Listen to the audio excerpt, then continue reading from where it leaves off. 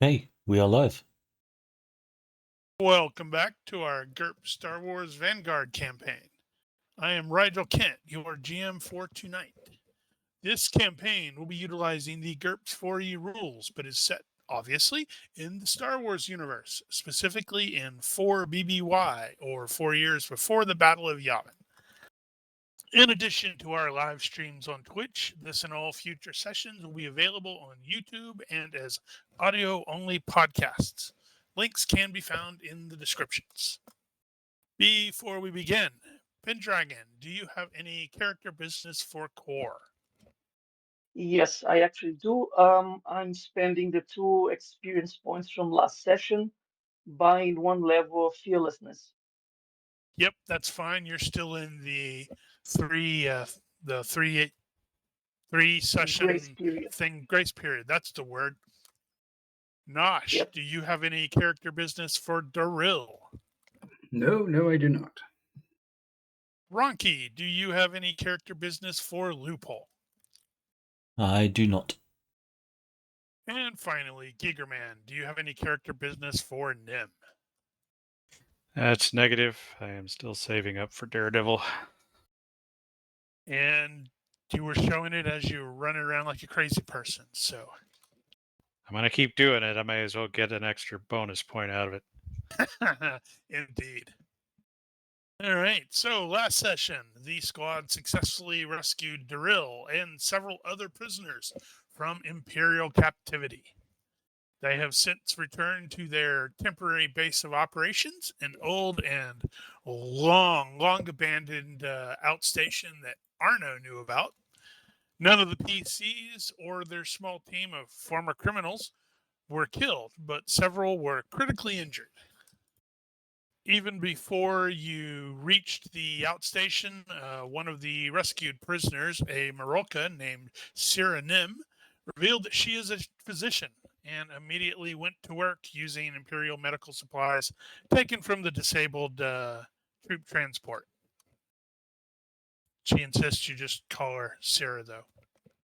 And at the outstation, luck revealed, mostly to Drill, since the other 2 active PCs at the time, Loophole and Nim, already knew about this, that the intel obtained in Minerva City has confirmed some of Luck's rather sketchy intel that there was a secret Imperial facility somewhere in the area referred to as the Deadlands.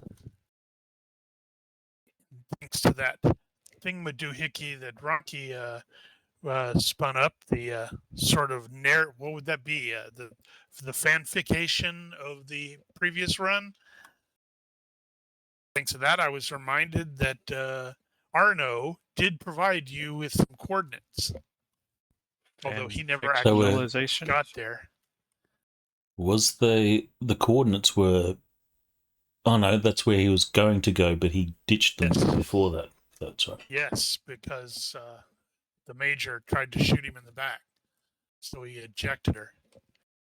One of the rescued prisoners, a Zabrak named Rin Balak, immediately asks to join the team as a rebel, and will definitely point out that although he's never met any of you guys, he has heard of the squad, and he grew up in Paula City, so he knows how much Vanguard squad has done, and in fact, he's been carrying out his own little minor rebellion ever since the Bucketheads leveled that city.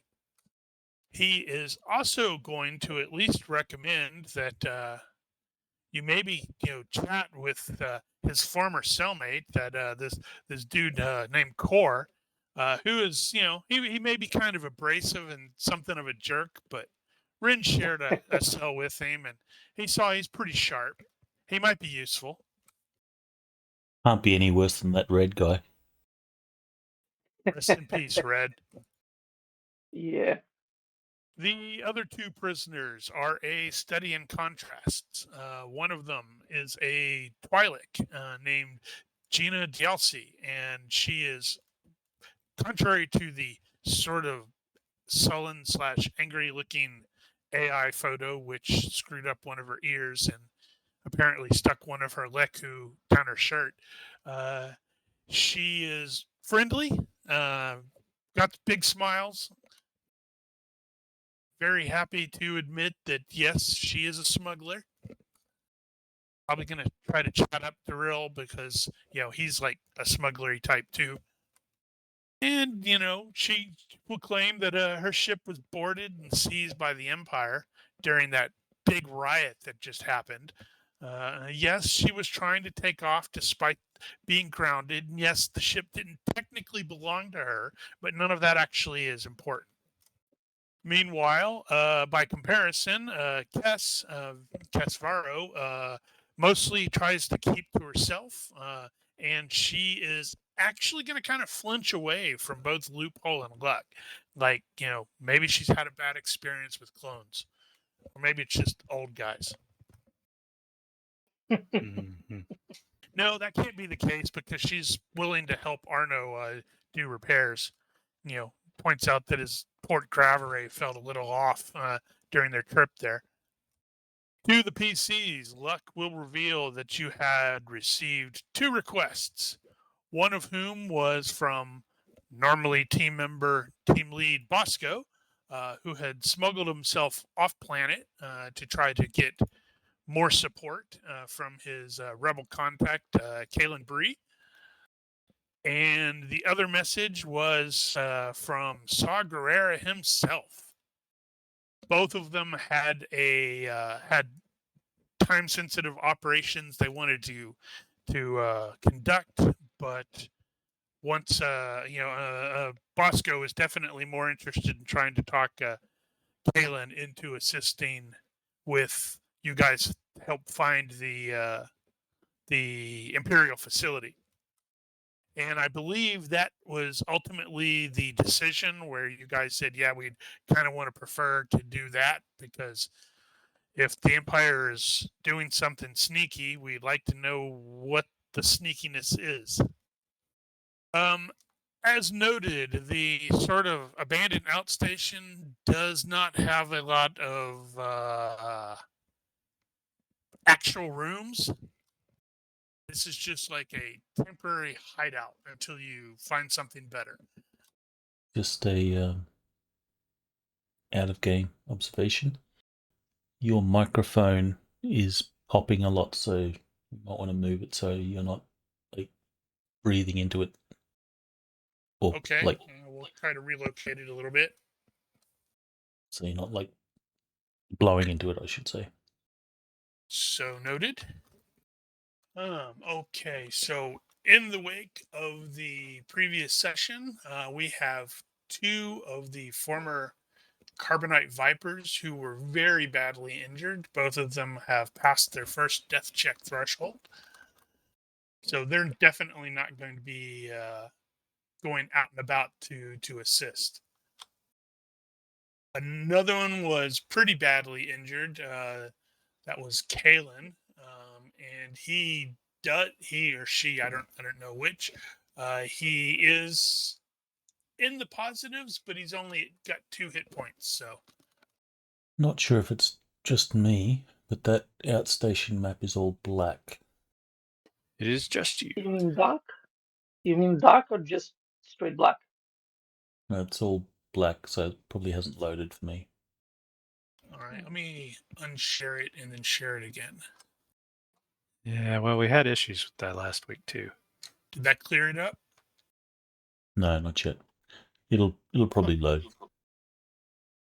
I don't think it's that big. Yeah, but it's got to cross an ocean. Oh yeah, and it has to go Okay, it's loaded now. upside down. Actually, this was the same one from last week, right? Yeah. No, it's Yes. Is it? No. Uh-huh. So it must be reasonably big because last week I was on my laptop and it took a while to load that time as well. Yep. I just looked at So, it all and good. whoops, it is a bit larger than I thought it was. My bad. All good. So, a couple days is going to have to elapse between the events of the previous session and now, because some of you were actually at least slightly injured and you needed to be attended to by the physician. You will note that none of the PCs have any injuries. So We yay, did note I that. guess. I'm magically healed. So the physician is Sierra, correct? That is correct, yes.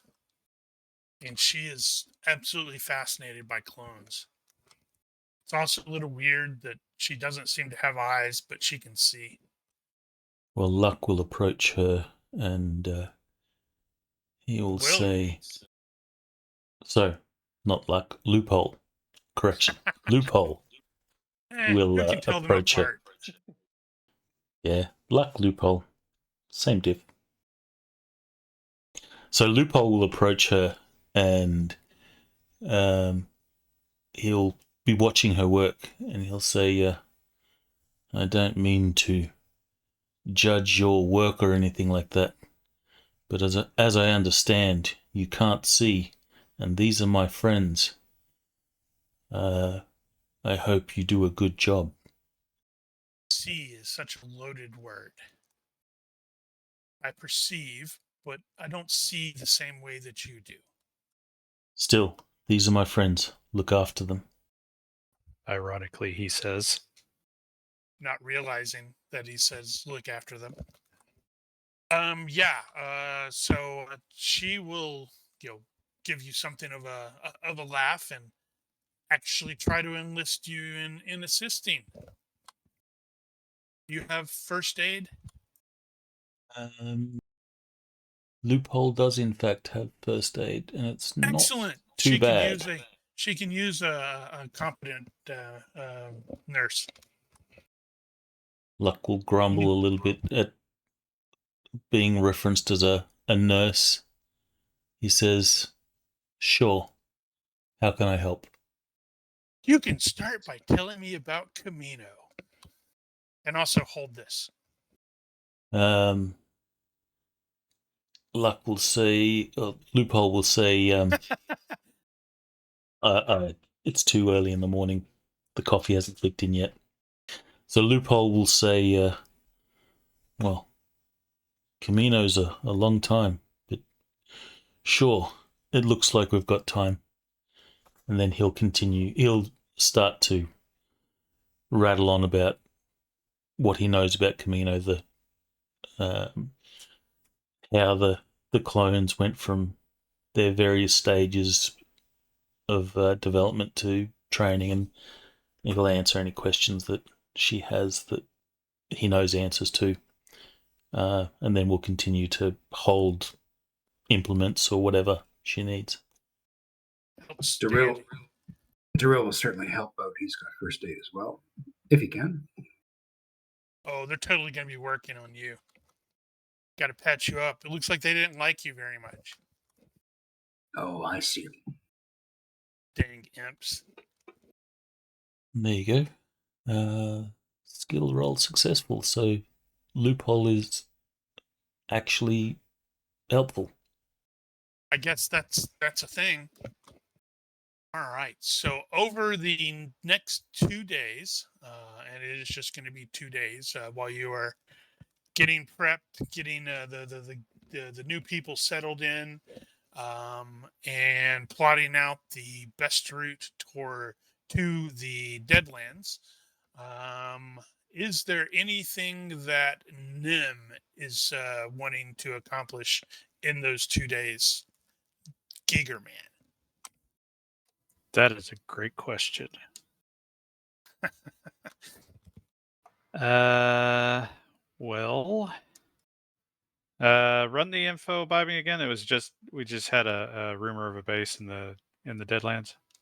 It's not just a rumor. Luck has had several pieces of, I guess those would be multiple rumors, and the end result was basically a successful intelligence analysis roll where he goes, there is something going on in this wide area, and I don't know what it is. And then you guys met up with Arno, And he revealed, I was going to take Major Vandergraaf to these coordinates in the Deadlands, and shenanigans ensued. Okay, So well, right now it's a theory that there's a base there. it seems like the obvious next step would be to deal with the coordinates that he was going to. So get whatever information we can about that and actually do physical recon. Yep. So I'm presuming that this next 2 days is going to be everybody recovering and planning and preparing Uh-huh. to go out to, the likely coordinates. I think we might try to get hold of a or some drones and or droids or whatever. Whatever is most appropriate. Some electronic remote ability to get eyes on. Okay. Let's see. I believe, I don't think I had it written down or didn't have an actual image, but I believe Luck actually, no, wait, that thing got smashed in the base. So Do we still have access to the droid Bull? he got smashed. He was in the warehouse. He might still be there, like holding up a wall, waiting for somebody to come in there and pick him up. He's got to hold the door. So, since he has made contact with Bosco, however, there was this seeker droid that came looking for him, and that's how he was able to make the contact with Bosco. If you recall, that thing was launched at the beginning of the previous one, but you could theoretically retask it to go and do something. Well, it's here. Might as well. It's here, and apparently it does not have a name, so it's clearly not a super intelligent droid. Or I just haven't named it yet. It's just a camera with a mind of its own. You have spelt its name incorrect in the title. On the card it's right, but in the actual title it's not. I see that now. Not the last time we'll see that. Nope. All right. So you're basically wanting to focus more on the prep and maybe aerial recon, such like that. All right. What about you, Loophole? Is there anything specific in the 2 days that you are wanting to do while everyone is prepping, recovering? He will certainly partake in the planning of the operation. Do I have intelligence analysis? Let me just check. Luck does. What does Luck have it at? Do not have intelligence analysis, but Loophole does have tactics, so I will make a roll on that one. And succeed reasonably well. Succeed by 3. Ooh. Yes, so based off of what you will learn from Arno and probably Nim as well, because both of them are actual natives of the Fantine, is the area that is generally referred to as the Deadlands is a very sizable space.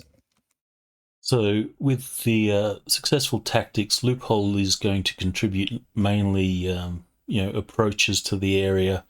We should travel through these canyons here. This is going to give us the most cover from any sensors and stuff like that. So that's his contribution to that. Did you say what kind of terrain it was? Is it mountainous? Okay, rocky. Very rocky, yeah.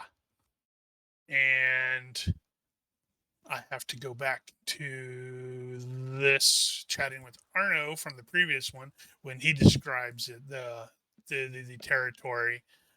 He says it is some of the toughest roughest terrain he's ever seen. And now I'm super, super baffled when I look at my notes why that AI thing referred to Vandergraaf with a chiss. There is no reference to a chiss. If you remind me at the end of the session, I can actually look up the database. To refer to an Achani, that's probably where it got confused. All right, Daril. Sorry, Nosh. Is there anything that Daril is wanting to do in these 2 days as you are recovering and reacclimating to not being in a prison cell? Oh yeah, definitely going to be doing what he does, which is plot over any charts, etc., to plan various routes of ingress, egress, And thoroughly condition all of his hair. and have a really good bath. That's an interesting question. How much water do they have? Don't worry about it. I'll get myself wrapped on the axle, around the axle. All right. So Pendragon, how is Core going to become part of this group?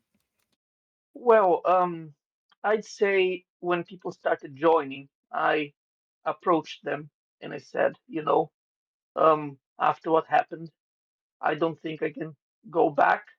So, would you guys have me? Otherwise, I have nowhere else to go. Okay. So, yeah, where is the thing that I wanted? Dang it. So you're definitely right now. Luck is like, yeah, we can always use the more bodies. Then, although I have to warn you, it is a dangerous life. So what you're saying is you feel like a fifth wheel around here and asking if there's something you can do? Basically. I don't know. Is there something you can do? Well, I don't know. I had to do things to get by, so well, I guess it could probably be useful, slightly useful in a fight. Um, People say that I'm good with people, so yeah, maybe I can do that. Loophole says, "Did I hear that right? You said you're good at people. He's good at peopling. What exactly does good at people mean?" Well, people say I have this gift around people. Like I know when people are lying. I had it since I was a child. I don't know. I guess people are born with this kind of things. I'm good at, you know, being nice overall, I think. Well, I don't know if the that's Jedi true. were the Jedi were good at people then. Yeah, not that good. Not that good. Like I'm a normal person. All right. Well, luck will definitely put you to work. He's, definitely putting anybody who wants to do anything to work. Yeah, I'm just During going to lay low. during that period of time, Arno is mostly going to be trying to get the ITT back to functionality because, well, you guys did sort of fry all of its systems. So I just had a look at my character sheet.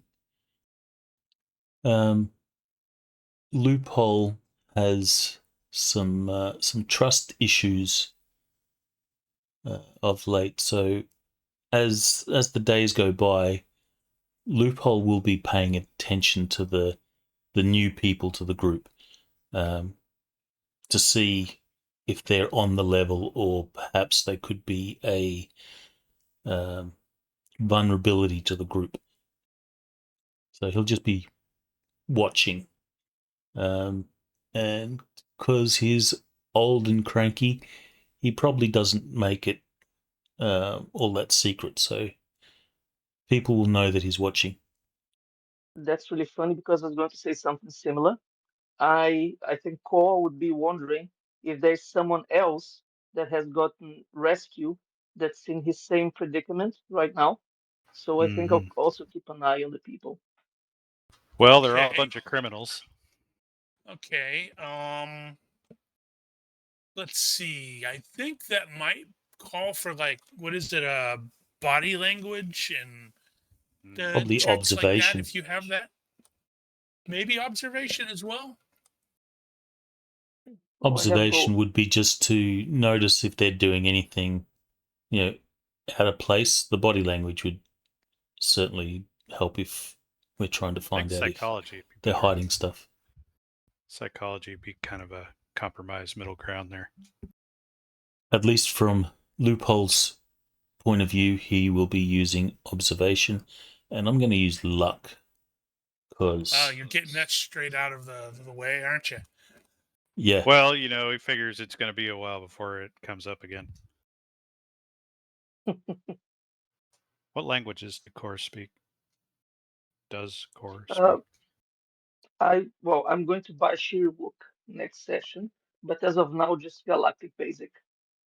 so Loophole will take the observation, succeed by 3. Okay, and now I have to remind myself once again what the difference is with observation. If you're using the action simplification or reorganization of those basic skills, observation is just the default notice stuff. What the hell page was that Talent of on? observing dangerous or interesting situations without letting others know you are watching them. Yeah, Okay, that's so the use that's the this basic to set version. monitor a location and group of people, blah blah blah. So in action, they alter it. Yeah, they've changed it. Do you know what book that is in? Go-to skills. That's what it was. Action 1 or Action 2, 10.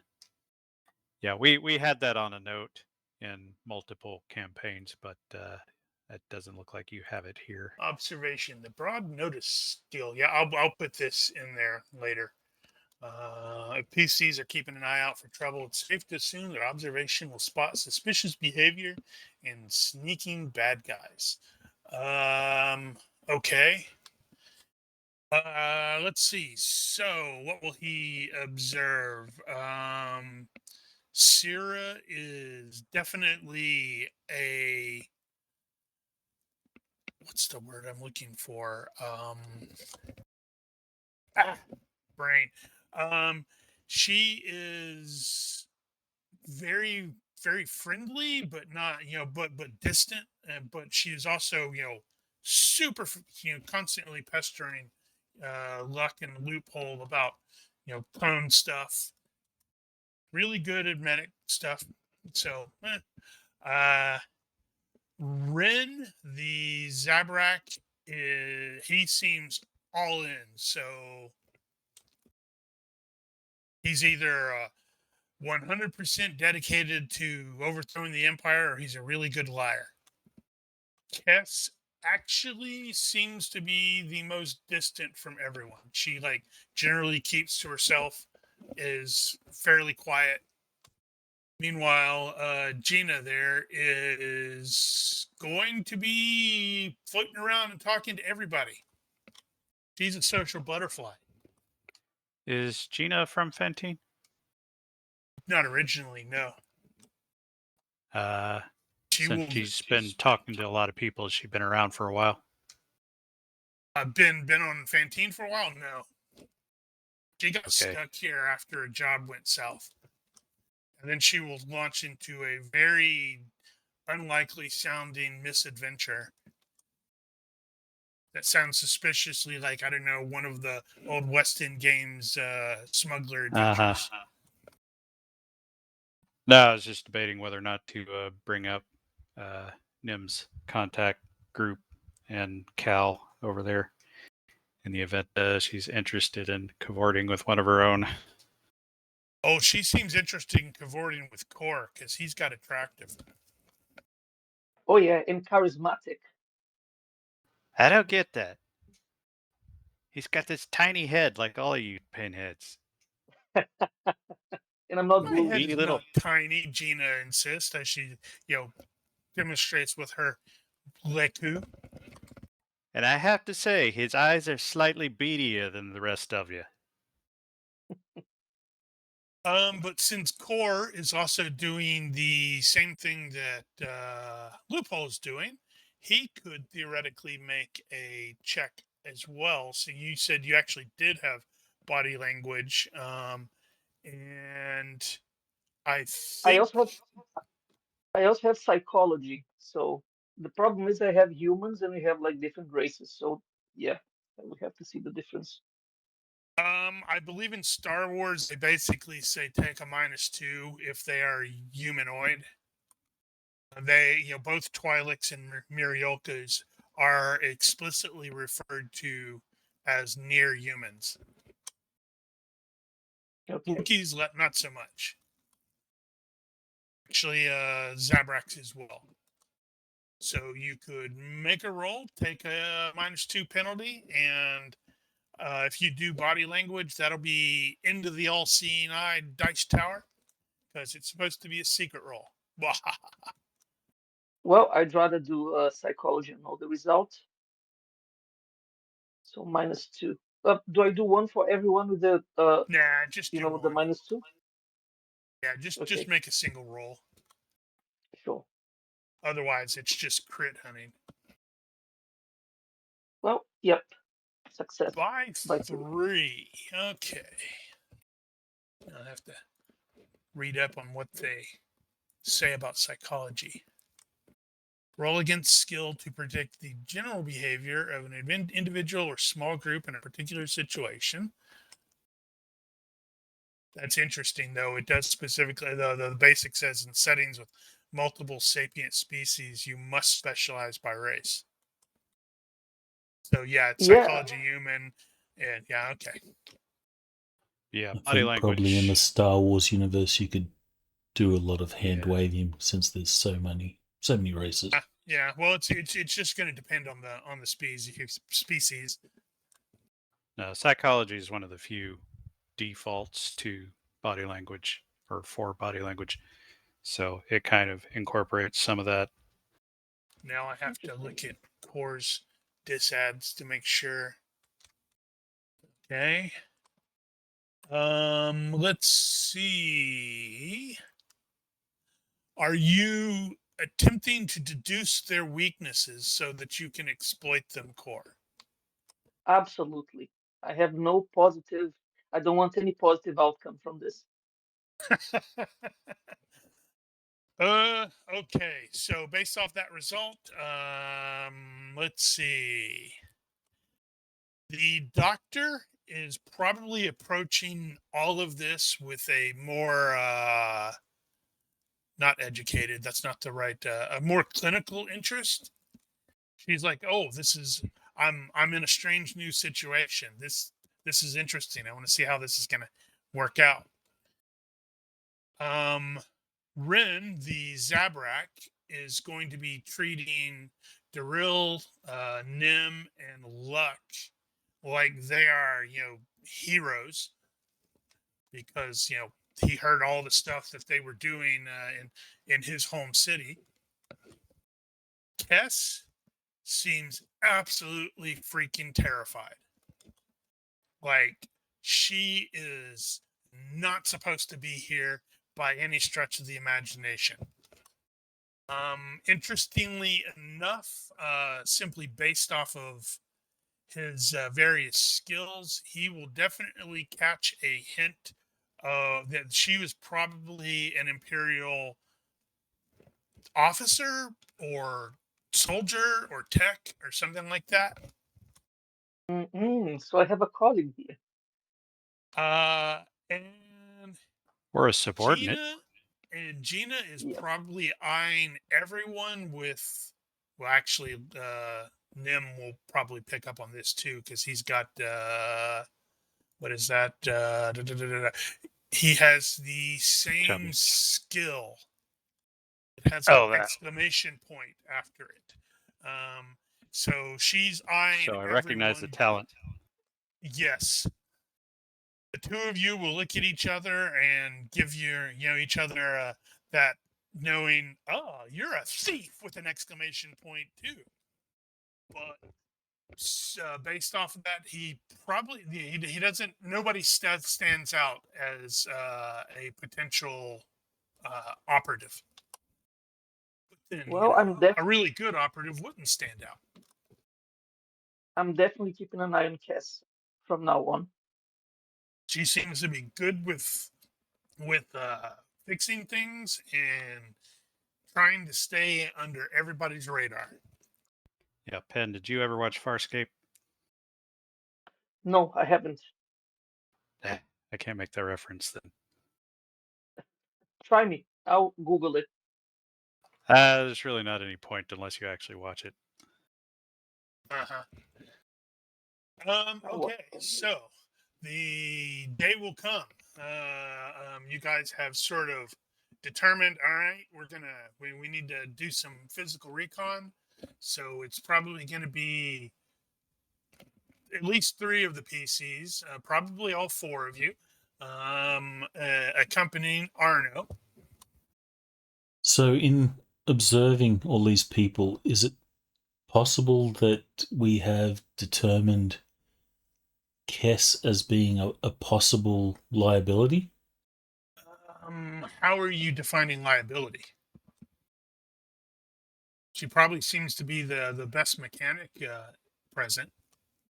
So, if she doesn't want to be here, and is hesitant to interact with either Luck or Loophole, then she might try and make her escape at the first possible opportunity. Maybe she's just hanging out with us because this is the only place she can go at the moment.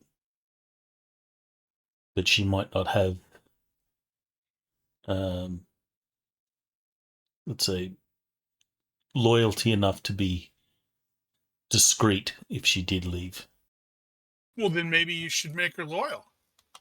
You have a chat with her. Or shoot her. Loophole's good at the shooting bit, but it does seem a little excessive.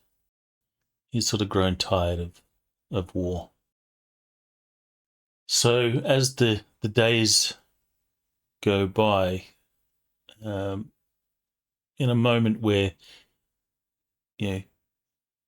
she's not doing much, perhaps over dinner or something like that, Loophole is going to say, Kess, so what's your story? How is it that you're here? How'd you find yourself on that prisoner transport? She freezes with that big deer in the headlight eyes. Doesn't say anything. That's probably close to her initial reaction, and you are going to see that she is absolutely going to flash a quick glance in the direction of Ren, Zabrak. She says, and since you have been monitoring her, she does look like she's almost feeling guilty about something. So as she looks to Rin, Loophole will not be subtle about it. He'll sort of turn over his shoulder to see what she was looking at, and then turn back to her. And So Ren is currently engaged in a conversation with Luck where he's talking about something stupid he did at Palace Station or Palace City. So, what's going on? What's your story? Of all the people here, you're the one that seems to be the least acclimatized to the situation. All right, give me an influence skill check. Skill check. At least I didn't say test this time. Intimidation. And now It's Rocky's not going, really... crap, I don't have any influence. I can influence with intimidation, but I'm not sure if... No, hell, yeah. This is a potential security situation, so Loophole will be intimidating, but not like threatening.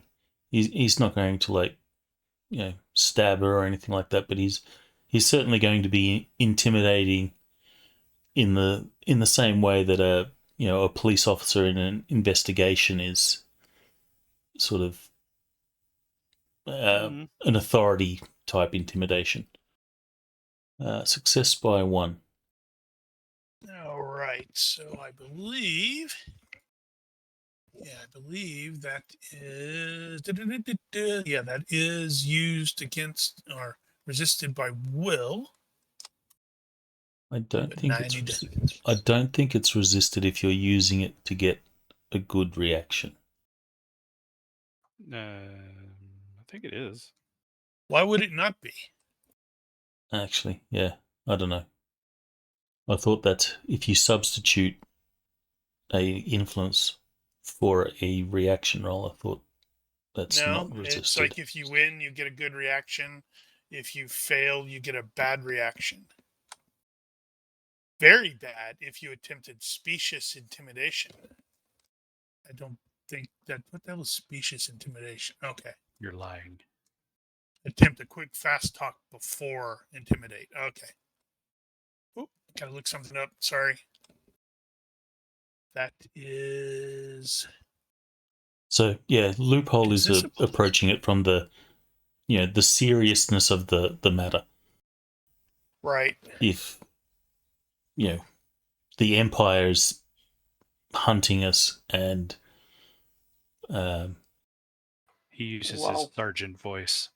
Yeah, that's the thing I'm looking at is that is going to be successful. So she's going to be able to resist that, but she's also not going to be. What's the word? maybe she's not willing to divulge.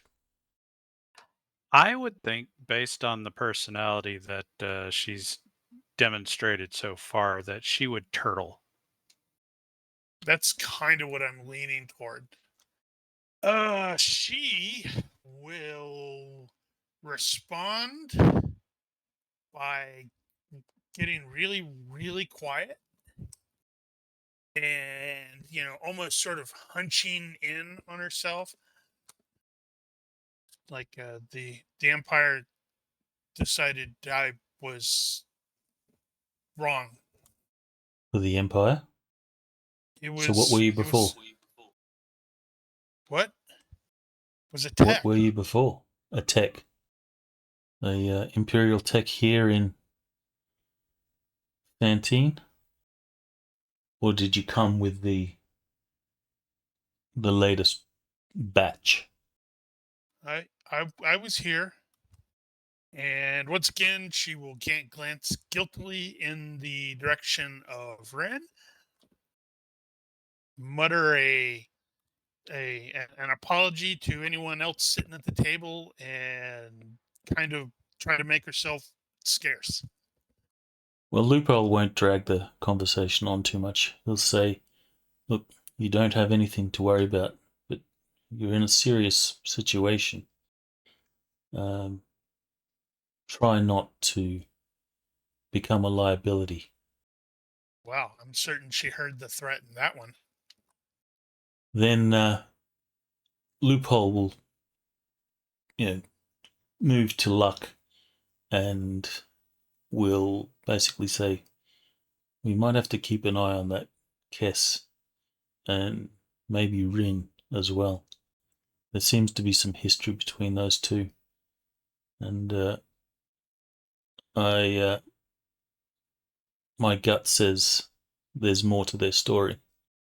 It's like, all right, I'll try to. You want to take Ren with you tomorrow? When you go to go searching for this base, I'll try to corner Kess. Sure. Now I need to look at Luck's stats to see if he has any, because I don't remember him being a particularly social animal either. Mm-hmm. Loophole will sigh. And he'll say, "This sort of work was so much easier with the Jedi." Well, hey, Core said he's a people person. No, Maybe he you said should he get him to does ask. people. He's good at doing people. Wait, how did he mean that? Yeah, that's a really good question. Well, we just have to ask. Let's see. So, looking at luck, he does not have diplomacy. He does not have fast talk. He has interrogation and intimidation and leadership. Yeah, I don't anticipate that conversation's going to go any better than loopholes. And I've noticed, I don't know if you've picked up on it, but over the last couple of days, she's been weird around us. I mean, you and me. Huh. Nope, hadn't noticed. Been a little busy. Wonder what that's about. Loophole will sort of shrug. Maybe a clone thing, but there's something there. Well, not that I necessarily want to push this particular line of narrative, but Nim is going to be spending a lot of time working on repairing vehicles and stuff because he does that sort of thing. And if she's actually participating in it, then she will have a general reaction to him, which might not be bad necessarily. He wouldn't be trying to influence her, but I'd be willing to take a reaction just to see if she finds him friendly. Okay. Damn it. Keep doing the wrong thing. Don't we all? So when you say take a reaction, you mean make a reaction? Yeah. Yeah, that's fine. Let's see. I don't think Born Spacer might apply. Circuit Sense might apply. Hold on, let me pull up what I have there. That is Cass. All right, Circuit Sense. What is that? That's talent with electronics and stuff. What's the difference between it and Wire Rat? Wire Rat is a wild card, Oh, right. Okay. Duh. but it's possibly related. So, what are the talent effects? I mean, Damn it! you smell bad. No, that's he's he Smart may ass. sound a little racist to her. Much better. Is that the chauvinistic? That's the yeah. Well, I think it's chauvinistic. It's the OPH. It's a quirk level OPH. So, who does Circuit Sense apply to? Mouthy. Oh, Circuit Sense. Well, it applies to people who work with electronics, fix electronics. Then yes, you'll definitely get that benefit. So that'd be what did I say? Probably Circuit not the Sense. spacer because she's not a spacer per se. She's not a Nemoidian, so I don't have that. And the social stigma might apply if she's sufficiently not a criminal herself to look down on other criminals. I think yes, it would apply at this point. She hasn't hit that stage where she's like, "Oh, I'm a criminal too." Well, let's see where this goes. So we got Circuit Sense, social stigma, mouthy. God damn it! Well, look at that. Maybe That's she'll not open up to me. Stigma, is it? Why am I thinking there should be an H there? Doesn't matter. Yeah, so the two of you will probably end up having to combine efforts to get the ITT functional again, or at least you're swapping out some of the some of the stuff, and she very clearly knows what she's doing. She is Nim. Does he actually have like chummy? Yeah, he has like Chummy. chummy. So he is not an introvert. He's more of an Nope. extrovert. She has shyness, so she is Ah, definitely something of an introvert. okay, which means she's going to react at penalty. Maybe I think I'm not shyness. mistaken. When I was looking at it, it was just like saying you get penalties for like interrogate and stuff like that. Let me look at it again. She doesn't have. It's just the mild one. So Oh, okay. she has -1 on skills that require you to deal with people, acting, carousing, diplomacy, fast talk, intimidation, blah blah blah blah. So Oh, I guess it doesn't work the same way as the chummy Gregorius train goes. yeah, so she is not going to speak a lot, but she doesn't seem to have a problem with you. Okay, so Nim might pick up on some stuff like her where she worked or what she did, what she worked on, what kind of tech she was. Mechanic. Yes, she is definitely a mechanic of sorts. So she's better at fixing things than reprogramming them. But she will definitely recognize. Oh wow, you know what you're doing with the circuit stuff. So is her mechanic specialty or career, is that like vehicle based or is that Yes, starship based? vehicle based mostly. Okay. So she's really good with speeders and may mention some walker stuff. It's Gotcha. mostly speeders. So they'll end up going back and forth about the intricacies of tearing apart certain speeders and how hard to reach certain items are.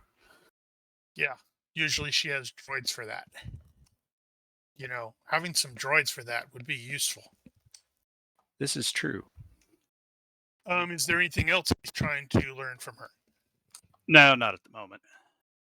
Just setting the stage for possible later. Okay.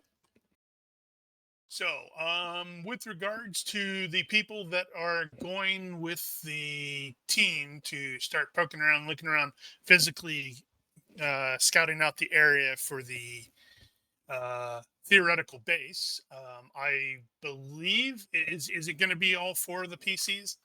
Obviously, probably. Arno is definitely going to be going with because he knows the area and the route better than any of you do. I guess we were talking about bringing Rin. Loophole approach Rin and say, you're going to make yourself useful. Come along. Absolutely. He's highly motivated to do so. And oh my God, did I fail to put him in there? Holy cow. Okay. That's really. Oh, duh. That's right. I changed his name. So I'm like looking at the thing, and yeah.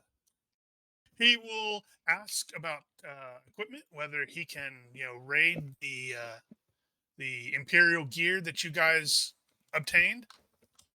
Also, that complete damn, I completely forgot to ask about that. What are you doing with the prisoners?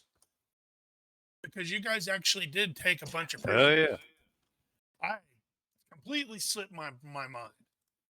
and ours. Man, Guerrilla did you will- guys just shove them into a corner and let them get eaten? No, we chuck them into the acid. Drill will happily interrogate them. Except they can't understand what you're saying. Don't we have a translator? Yeah, there are Loophole several can speak PCs. Shiri. Loophole, I think, speaks a little bit. Lux speaks some. Doesn't Nim? Nim has a translator program. Ah. And I don't interestingly think. enough, Darrell is going to find out that Cass actually at least understands Sherwood. Yeah, I'm Drill's happy to try to interrogate, or he'll stand in the background and I don't know, rip a I don't know, find some meat and just rip it apart with his bare hands. Tear a phone book in half. Say something like, "You think anybody's gonna care if you don't show up, and do you think they're ever gonna look for you? Because they won't find you." Yeah, so that sounds like you guys are planning on interrogating them then. Because if you I recall, quite a number of them were very badly injured. So that means the doc will have to be looking after them. I don't know if I'm trustworthy enough in the eyes of the, you know, other party members and Luck. But I asked if I can talk to him, to them, sorry, to them, to the prisoners. They're going to be in the same room, so yep. That's an interesting question. I suspect he probably isn't trusted enough yet. Yeah. But if you like offer or something like that, they may end up going, yeah, let's see what he can do. If not, I can just sit um, and watch. That would be good enough. Well, I'm also like wondering. I need to look at the map again. It's like, where the heck are you putting them? Ah, that's the lovely stuff about completely forgetting something. Looked over my notes over and over during the week and completely forgot about the injured troopers. And We would definitely spend time interrogating them. As soon as they came around, we would we'd try and find out where they were going, latest movements, that sort of stuff. okay, let's see here. Looking at the outstation again, I suspect that is no, that's not. Damn, none of these are completely cut off from, or all of them have out potential exits out the building. Probably that one seems the most likely, where you can like make sure that that front door or the door at the bottom is knocked in open, and you can put your former Carbonite Vipers to those that aren't super badly injured to work, keeping an eye on them. Since Luck has interrogation, are we able to see if we Yeah, can get some useful he's only information from got an them? interrogation of 11. And Darrell's got intimidation of 12. Yeah, We could so certainly assist Darrell could with. assist him to maybe get me to 12. He can assist with the ripping people's arms off thing. Everybody knows that's what they do. And these Damn. guys probably believe it a lot more since they were the ones that were, beating Darrell up. That was going to get me an arm. Maybe everyone should leave the room, and Darrell should come in with them by himself, and like literally pick one up, take him out of the room into another room, and start making horrifying screams and sounds and smashing things up, and then come back in and start interrogating the others. We won't let them know what happened to the first one. Good cop, bad Wookie. I think so. Good clone, bad Wookie. Okay, well, go ahead and make an intimidation roll for me, Nosh. All right, let's just see if we have any bonuses that go with that. That's a really good question. Let's see. It's in the chat. Size matters. I believe that would qualify as specious. I don't know if Darrell has fast talk though. Well, that may not be Nope. specious in the fast talk sense, though. It is a deception. Yeah, agree.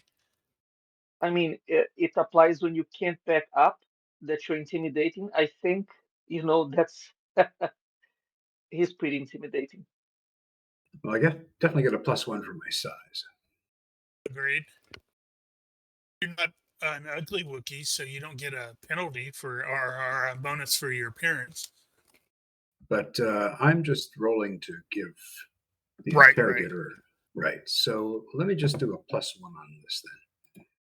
Oh, It's because you were snickering when you dragged the guy out, or he forgot there was a window. something like that. That would be totally my luck. And we go, really? Okay. What can we do here, luck? That means he failed, so I get a penalty, right? It's been a hot minute since we've done that. Wow. Okay. Well done. So, knowing that troopers are, actual stormtroopers are a lot harder to interrogate, luck will start with the two army guys instead. Seems like a Or good like, idea. a private or a corporal or something. And they were transporting these prisoners to work camp 336. Is this something that we're familiar with? Not off the top of your head. I mean, it's probably you probably know that there are like multiple work camps. And these have mostly come up since the arrival of the reinforcements? Or have they Sorry, always say been that there? again. So these work camps, have they sprung up mostly after the arrival of the extra reinforcements, or is it something that's always been there? I think they've mostly been around for a while. There have been they've grown more intense since then. Do we have the locations of these work camps? These guys, the both of the army guys will be like, well, they know the general area. They don't know the exact coordinates. That's on the that have been on the ITT's computer. So what about the group? Do we know the locations of these? Or is this some intel that we should possibly collect and then forward on to Kale and Bree? Yes, both probably, because Nim is wanting to know where his family is at some point. You can start a wall of clues with that it's like a planet map. It's actually a good point. We probably got a list somewhere of the work camps we know about that they're not at. Valid. It may not be a very long list. Let's see. It is a new location to you. All right. Well, if you guys are going to continue on to, the luck will also continue on doing interrogations as appropriate while the team sallies forth and investigates. Rin, since he is going along, will ask and get permission from Luck to utilize some of the gear that you guys have taken. So he's going to grab a blaster, probably be wearing stormtrooper armor, but he's not going to be wearing the helmet. Can I ask the same?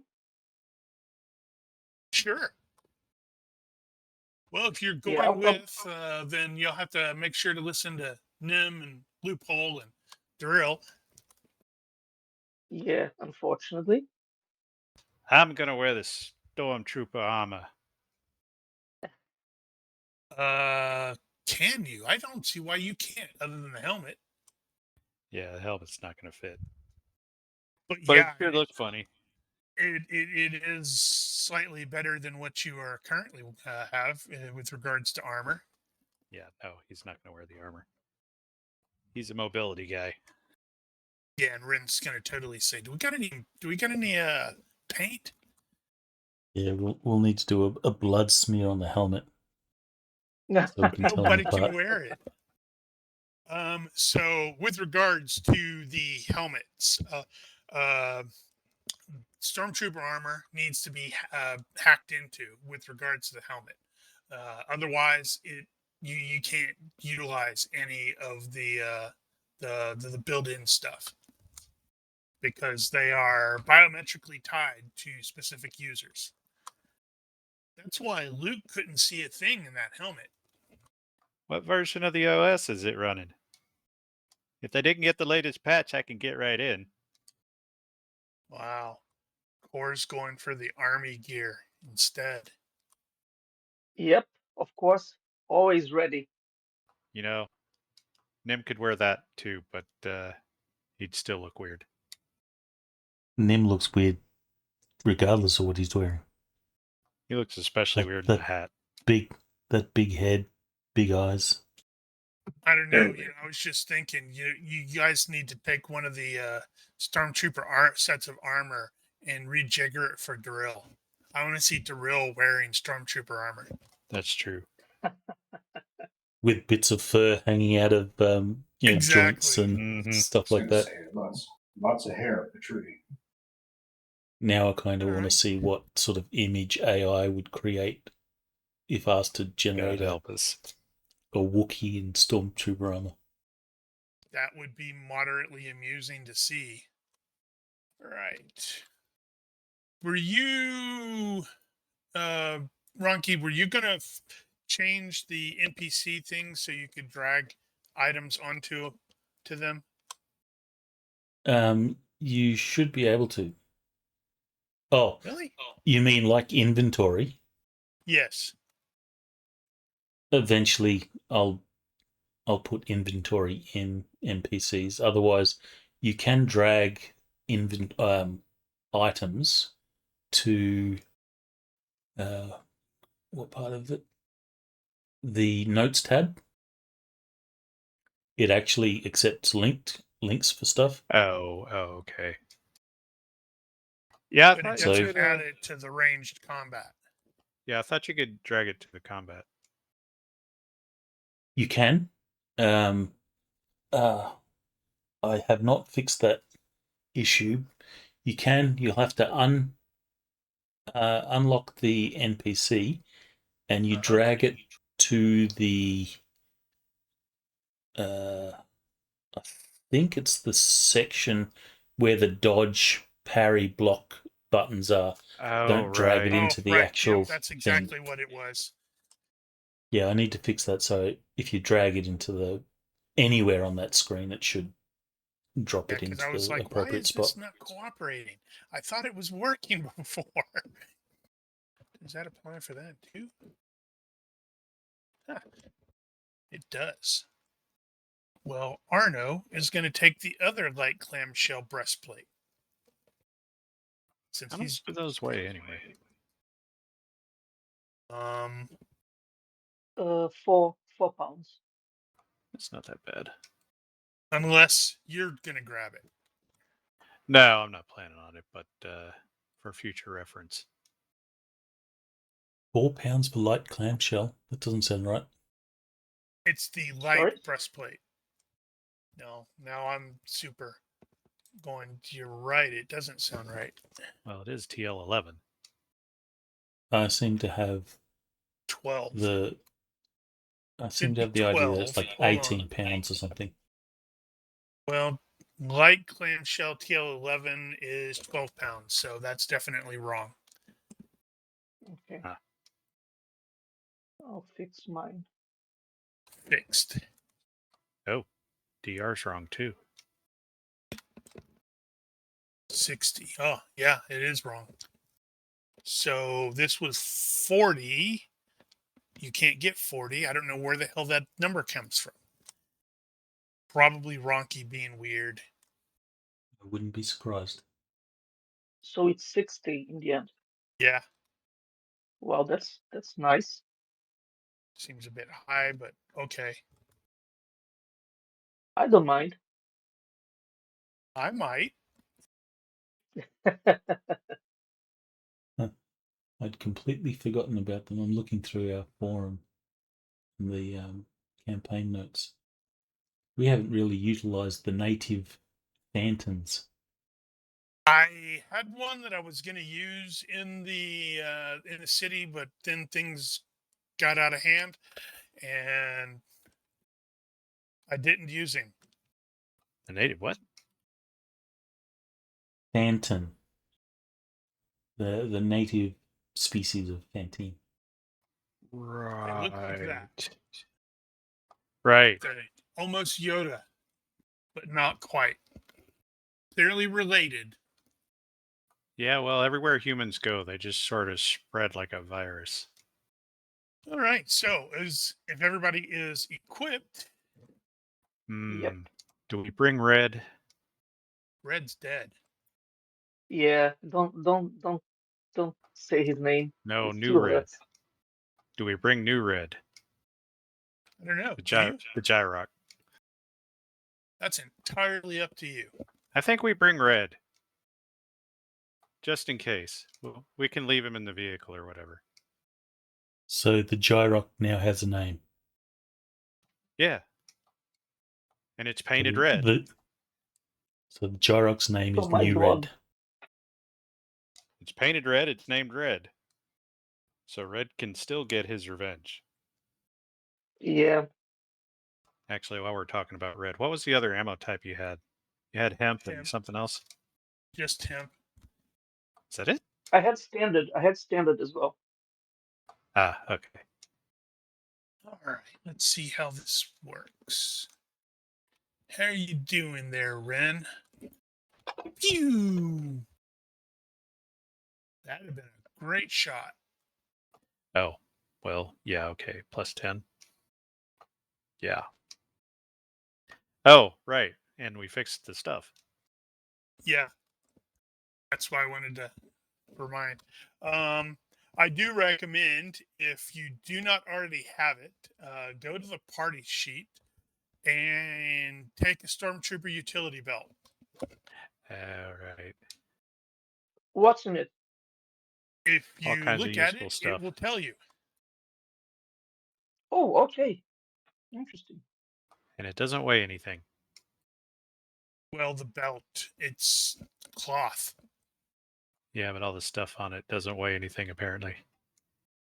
That is not necessarily the case. No, that's not the case. Well, it's not on the item. Oh, yeah. Okay, that's a Damn it. How dare you make perfect sense? The nerve. Yeah, we'll have to sort that out later. Unless you happen to have it handy. Yeah, because that is going to make it a little heavier. All right, we're still going to need respirators out here unless you're using a helmet. You need a respirator wherever you're at in Fantine. Mm-hmm. God damn it. Can I find a respirator like lying around? Oh, I'm sure we got plenty of them. They are ubiquitous here. Actually, if you were riding on the outside of the vehicle, you will have had one. Good No, point. I intentionally said they did not give them one. They were being total douches about it. Oh, wow. Damn it. That's not burger. How much does a respirator weight? I think they're Stand negligible, by. honestly. Sorry? I have it at 3, but and that is the tech level 11 version. But I don't know how accurate that is in universe. 16 pounds, the utility belt, with all this stuff. Wow. Wow, that's a lot. That's a lot. So noted. Wait, is that right? That's not right. It's slightly heavier. Yeah, I'm not taking the Stormtrooper utility belt, at least not this time. 22, because of the 3 canteens. Well, nothing says you have to actually wear them. You could, like, take one and leave it in the speeder. And Yeah, then good point. when you need it later, you don't have it because you left it in the speeder. Okay, looks like the individual bits that are on it do have weights, so technically you could calculate. That's what I was doing. Oh, I well, that would opened be everything up, and then I will double check. I'll put that on my AR. I will double check the weight afterwards. They don't seem that heavy. I think I'm gonna have to adjust some of those weights because I saw Luke putting one on in Mhm. The New Hope, and he wasn't going. This is 22 pounds. Yeah, well, it's got 7 days of rations in it. Like, how big are the rations? It specifically stated that they were the survival rations. TL11 in Ultratech 73 on page Ultratech 73. Right. And they last for 70 years. Yeah, the weight doesn't go down on them, just the lifespan goes up for TL. Odd. Yeah. Just looking, I probably need to adjust that because I seem to remember when I was reading it, they did refer to them as food paste. So Mm-hmm. it should probably be that one thing below that, but doesn't matter. Everything's fine. We're all fine here. How are you? All right. So, are we all good to go? Yep. Think so? Loophole's ready. Scorpio is ready. Drill's ready. Well, as before, that's wrong. Arno is planning on taking his speeder because you never know. So he's going to have gotten the ITT off of this. Speeder's huge, though. It is very large, yeah. But he's had some optional extras installed. And it's his. So it's one of those. I mean, you can potentially talk him into using something else. Hell, you guys may have, I don't know, could you have, that's an interesting thought. Could you have actually successfully repaired the ITT? I suspect not currently because that thing got thoroughly fried because of your ion charges, but maybe it'll be available for later. It is going to take more than 2 days just to get to the outskirts of the Deadlands from where you currently are. Yeah. So you will definitely want to bring sleeping gear and extra food and stuff like that. And luckily you have a fairly large speeder to put that stuff on. And now I am reconsidering. Giger, give me a universe reaction roll. Why do I have to be responsible? Because I want that kind of roll. Then that confirms it. The ITT is not available. I dropped an image of Wookiee Trooper. Where? Yeah, that's not right. In Discord. The armor actually fits. Oh my god. I don't know. It's Totally. kind of cool, though. It's scary. It's Totally really scary. could pass for a stormtrooper, right? Well, why didn't they make them stormtroopers? They would have looked terrifying. If I can drop images into the Twitch chat. Maybe a link. Okay. Let's see. So, it is going to be a long and kind of boring trip. Luckily, you're going in the exact opposite direction that you were currently at, so doesn't seem like there's much chance of you running into guys looking for a missing ITT. All of the Carbonite Vipers are going to be remaining behind because you have a bunch of prisoners to watch over, and several of them are still recovering. And in the 2 days since then, since you guys had arrived, Luck had reached out again to, or let Guerrera's people know. Yeah, it's like, no, we're not charging into a blender. We're looking for something else. And he has arranged through Bosco / Kalen to potentially link up with some of his assets in the general area as well. The trip, as noted, is super boring. You have just like kilometers and kilometers of jagged mountains and rocky hills that just sort of all look wrong because of the terrible pollution and acid rain and all that crap. It's a pretty unbelievably hot day as well, and that definitely doesn't help with that ugly ass red giant just sort of glaring down at you. And even though the heavy cargo lifting speeder that belongs to Arno is present, it struggles every now and then as you hit those sharper inclines. But just looking at the size of those freaking engines on the back, I think you're probably mostly okay. Ren is super excited to be going on this operation with you guys, and I'm starting to really dislike Rin. What's that? I'm starting to really dislike Rin. Why? He's so annoying. On He's a big perspective, of fanboy. course. Yeah. I won't say big fanboy. He might be a fanboy. I mean, he's going to admit that he's a former miner. He grew up in Paulus City, and unfortunately, well, we all know what happened there, and he tried to fight back. Remind me briefly what happened there.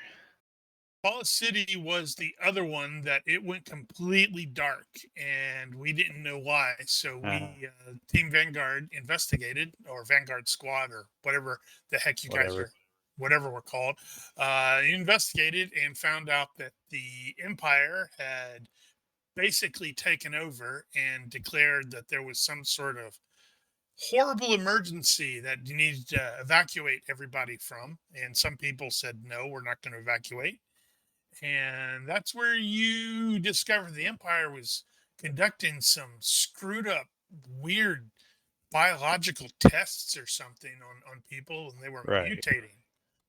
Okay, that was that place. That was that place, yeah. And the team eventually rescued some people and told the survivors, no, you can't stay here. You need to get clear, or the Empire is just going to squish you. And we sucked when it came to convincing these people. And they said, no, we're going to stay and fight. And we said, all right, then. And the Empire crushed them. Of course, it was classified as a mining disaster. Mm-hmm. They like those mining disasters. Limpet mines. But ever since then, Ren has been waging his own private rebellion. Clearly not as successfully as he would have liked to, based off of how he ended up. But what are you going to do? Well, at least you didn't end up like Red here.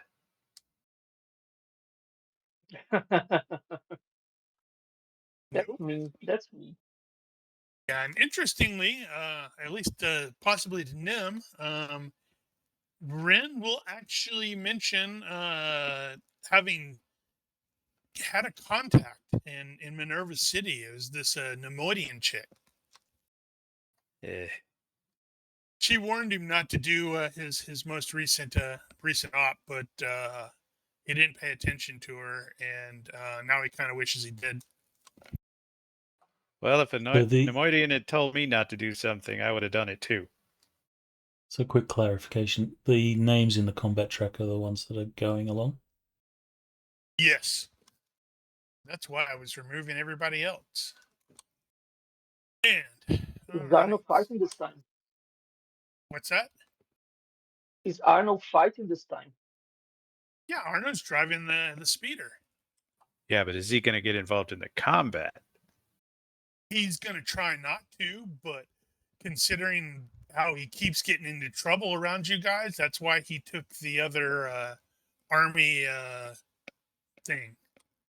The cuirass that Quarry's wearing. Clamshell. That's the word. So late in the afternoon, on that first day, Arno he like slows to a stop and like pokes his head out of the little cabin area where he's driving, and he's like looking at the sky with a frown, and he's like starts sniffing, and he's like frowns again, and he's like, I think it's gonna rain. Need to find some place to ride this place out.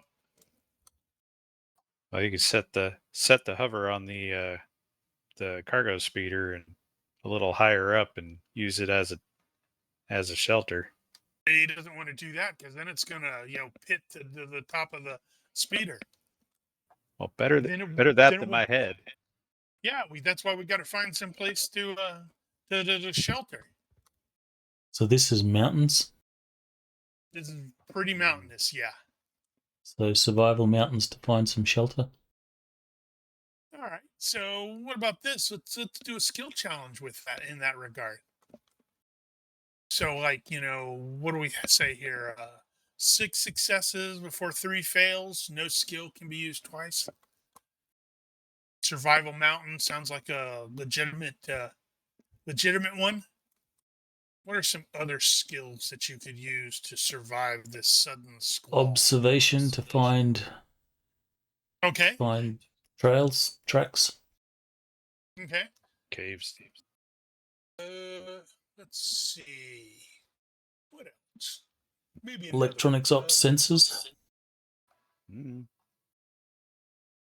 Yeah, I guess sensors would potentially work. Get those Doppler radar images for rain. Yeah, I think that could work too. Daryl's got that at 13.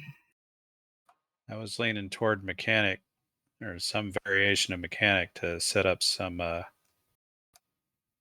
resistant panels. Okay. Surely that's a thing. And considering it's Star Wars, there's also the possibility of shields of some sort. Yeah, that's true. Do we still have that clunky atmosphere shield, environment shield? Where did we Not out get here. Environment shield. We didn't. I'm just injecting that. Oh. Okay, I see what you're saying. Like, okay. Did we have prep points? Give me a universe reaction roll there, Loophole. Let's see if Arno had some salvage crap that may work for that. That's you, Ronky. Sorry, I was momentarily AFK. Say again? I was gonna say, go ahead and give me a universe reaction roll to see if you did have that kind of salvage stuff. Because Arno salvages crap. Wow! Look at that! Look at that! A good reaction.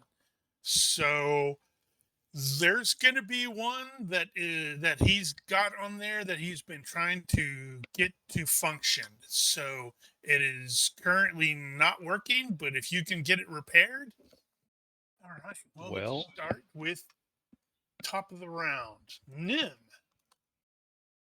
Well, in that particular case, if it's an electronic problem, I got that covered. Well, I got it covered with a 12, but I got it. Actually, Okay. might have a bonus for tools, depending on what Arno has. I don't think I have. Arno I've is got going to have pretty decent tools. I've got electronic repair tools. No, that's a mini toolkit, so that's a -2. Okay, if he's got a decent tool, Yeah, set, you then can I get a use that. +0 just with the tools and such like that. I will take it. Repair shields. Go. That was a crappy roll. And I am going to luck that. I Lest thought you we might. hurt ourselves here. All right, where'd it go? Wow. Fail by 1, fail by 1, success by 1. You're going to take the fail by 1, right? I'm going to take the last one. Ooh. And I realized I probably should have thrown Ren in there to help. He is going to use minor with an exclamation point to sort of do Dig what out he a can. cave. Pick out the most likely spot where there's going to be caves. And succeeded by 7, so pointed in that direction. So, all right. So it looks like Nim has got at least some shields. You probably don't necessarily trust it to just turn on and sit outside, but 2 successes. Loophole. I'll be doing the observation. That or survival. Well, I don't have survival mountains, so we'll go the What? observation. Yeah, we're not that kind of bunch, apparently. All right, so Loophole will situate himself at the front of the speeder, where he has a good vantage point to sort of look out, and he'll point. Looks like we have a path over there. What, you don't want to actually get onto the speeder and sit on that thing and erect it at the back? Mm-hmm. The crane. The crane, yeah. And then they forget to Well, take it down when they go into a cave.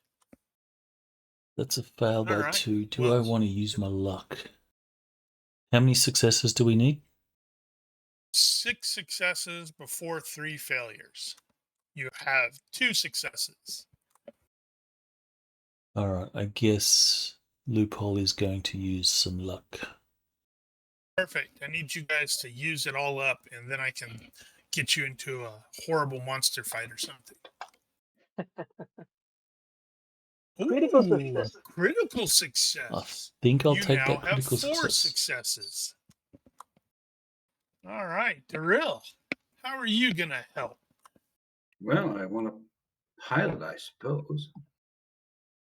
Pilot. I've got contragravity.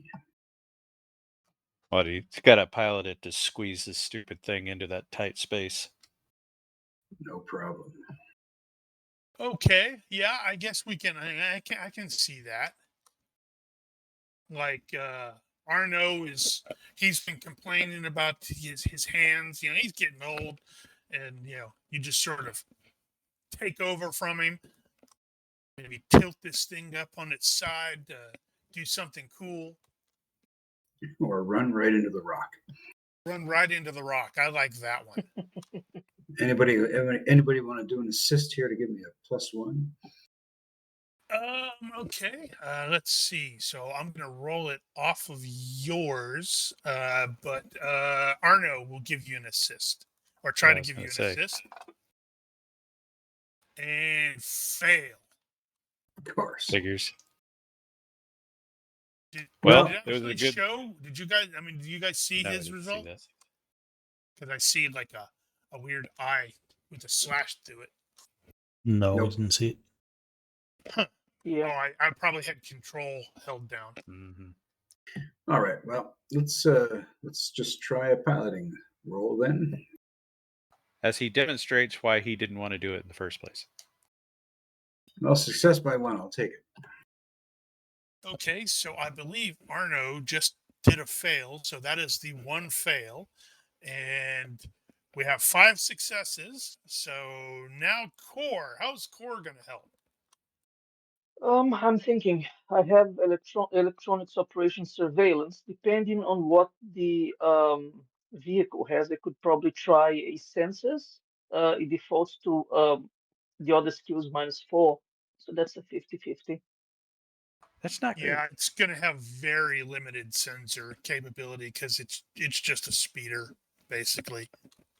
Mm. It's Well, not in this case, impossible, but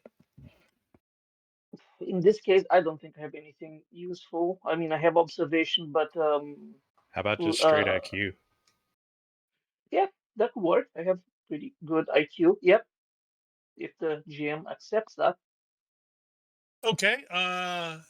Tell me how using IQ in this case. Well, considering I have knowledge of the system or of the planet, I think I can extrapolate what we're seeing from the terrain, especially after Rin pointed out where we're most likely to find mines. I think we could probably, try to narrow it down by, I don't know, logic and previous knowledge. Okay. Okay, so here we go. Damn, by 5. Yep. All right.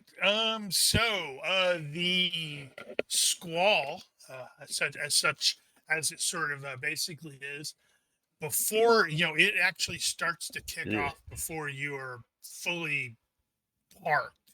Acid Um, squall. exactly. But thankfully, through combined efforts, particularly the fact that you have at least functional shields, it's not particularly great, but it's sufficient to uh, prevent you from getting splashed before you find the appropriate cave and are able to get in there. You manage to avoid actually getting splashed with any acid. I had forgotten that I actually made a note that failures was going to be classified as getting splashed. And Arno failed, but 1d -3 with a result of -2 means he didn't actually take any damage. It got on his new armor thing. Hissed a little bit. The squall itself is going to probably last for about 2 hours or so. So it's like you can mostly power down, except obviously probably want to have the shields up and relax. Watch the sparkles as the acid rain splashes across that little shield. Moderately distracting. And as noted, pretty late in the afternoon, and Arno is like, well, we're gonna need to find some place to camp out that ain't out in the open. There's a place I know that'll put us up for the night. People there might even be able to provide us some info. It's a little oasis, and if we can find it, or if we can hurry, I think we can probably get there before sundown. Or we can just stay here if you think that's smarter. Loophole says, can we trust them? They're, mostly like a harmless religious cult thing, I don't understand their beliefs. They like, I think they're force based, but they ain't no Jedi. I've never had any trouble with them. Bah, force. Never believed in that stuff. Sure. I think let's head that way. But let's be a little cautious. We have no idea if the Empire has infiltrated their little setup. Yep. So how about it there, my furry friend? Do you want to go ahead and take over while I try to get my hand back to normal? I'll point the Sure. way. And even though he has no idea what Darrell is saying because he doesn't speak Sherwook, he's going to carry on a long, rambling conversation about an old story. Tell you a story about back in the day when actually I don't remember how old Darrell is. I don't think Darrell knows how old Darrell is. Okay, you've got him as 135. So wow, yeah, Oh, there you it were is. probably running around when this story was happening. Yeah, but was he here? Probably not. Actually, I guess there's So no reason Arno would be here either. No, Arno said he's been here since before the since about he's been here forever. He remembers the early days of the Trade Federation taking over Fantine, or so he says. If you do the math, it doesn't quite math right. So there may be a minor exaggeration there or two. So the quote oasis is a fairly large cavern, almost complex thing. It's like got a entrance that you actually have to sort of dip down and then go up. So it's pretty well protected from the rains. But when you pull in there, Arno is like super surprised and confused because it seems completely abandoned. He's like, I guess that means they were forced out. well, that's a little disconcerting. We should probably look around and make sure that there's nothing bad here. It's the Rancor. Loophole says he just sort of shakes his head. There's going to be something bad. There always You is. always say that. It's not necessarily true. You always say I got a bad feeling about this stop. Well, let's see what happens. I have no idea how tempted I was to do this again, but then I was like, no, I'm not in the mood for Darrell doing another testicular grapple. Ugh. Darrell's always up for something like that. So you poke around, you look. It doesn't actually look like there's anything here. Whatever happened, it took place a very long time ago, weeks, maybe months. There's no indication that why these people may have left, whether anything was willing or forced or anything like that. And there's not a whole lot that's particularly salvageable either. It's just like broken pots, old dishes, maybe a cup or two. Nim is actually going to look around for signs of thievery. Like maybe the locks have been tampered with or whatever. It's something kind not of obvious. Open. It's pretty open. There's no real buildings here. This was like a tent oasis. Oh, well, still. You can find a very weirdly shaped cup. I guess an But- observation check wouldn't help anything, right? Well, it might if somebody's hiding here. This is true. Well, Like a I'll give it a go Krog's then. maybe there's a big monster burrowed in there and it's waiting to pounce on Pendragon's Yes, character. Or a pit trap. Oh, you Yep. can find pit traps without using observation. You just have to walk around. Yes, I think I'll try an observation check, see if anything interesting comes up. Is there Okay. a map for where we are? Not really. Do I roll in the dice It's like tower, or just a do I really roll big the open, or big cave that's kind of open. Okay. Yeah, you can just roll it openly, Pen. Okay. By 8. So Yep. if there were any ninjas here, you probably would have found them. Probably. Um, Space ninja. okay, by 8. Yeah, you will find something. let's see. What are you going to find? You are going to find a. Hold on. Dang it. You're going to find a couple of expended blaster rifle power packs that were mostly covered up by the dirt. The reason that they stand out is they are definitely made for E11s, stormtrooper weapons.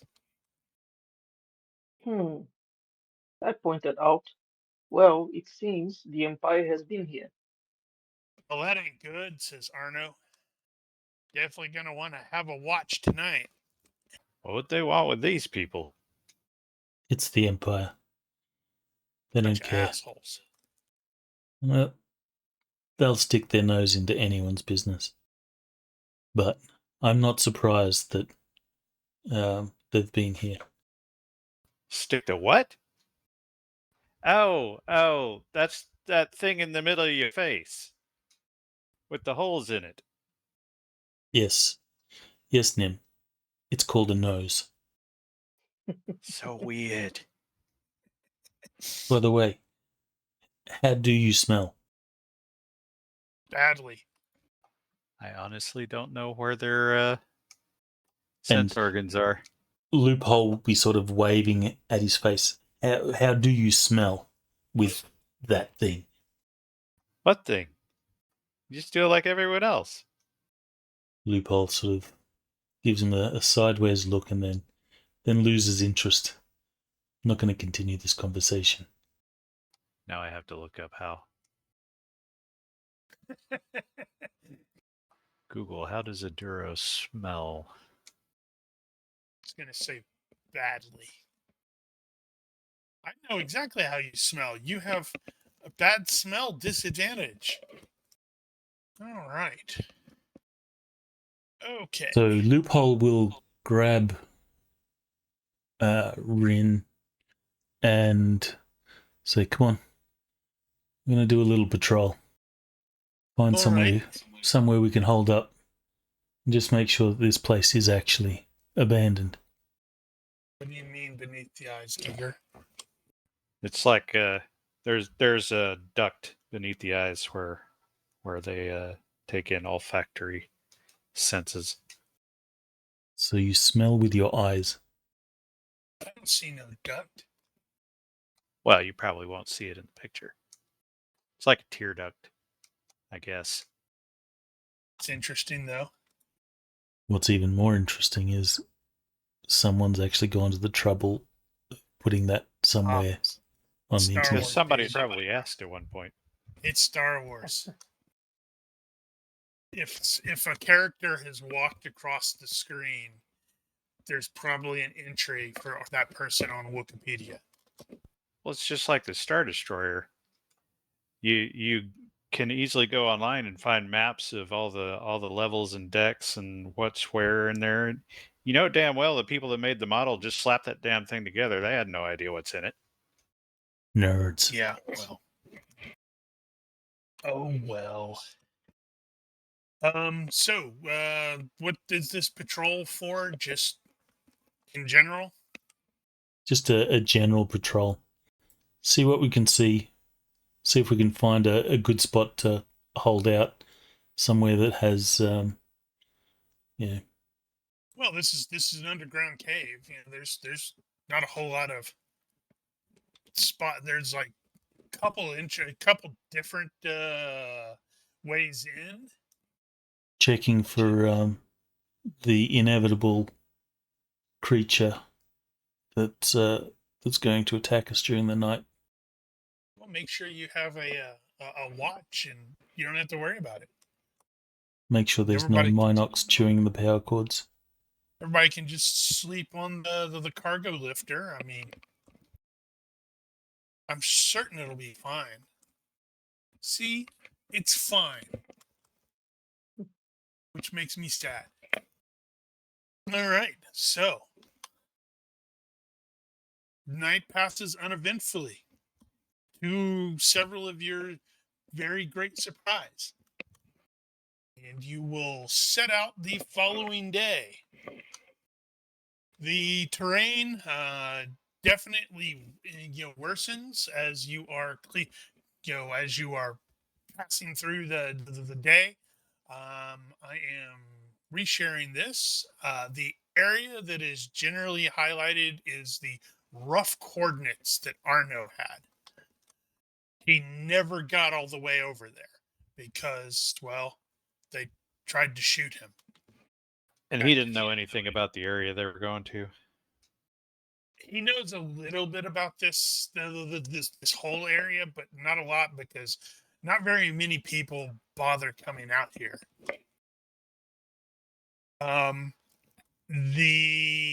As you are going, you will definitely see why, because Nim, you're going to have to spend probably most of the day fiddling with that shield thing to try to filter out some of the garbage that is just this place is just terrible.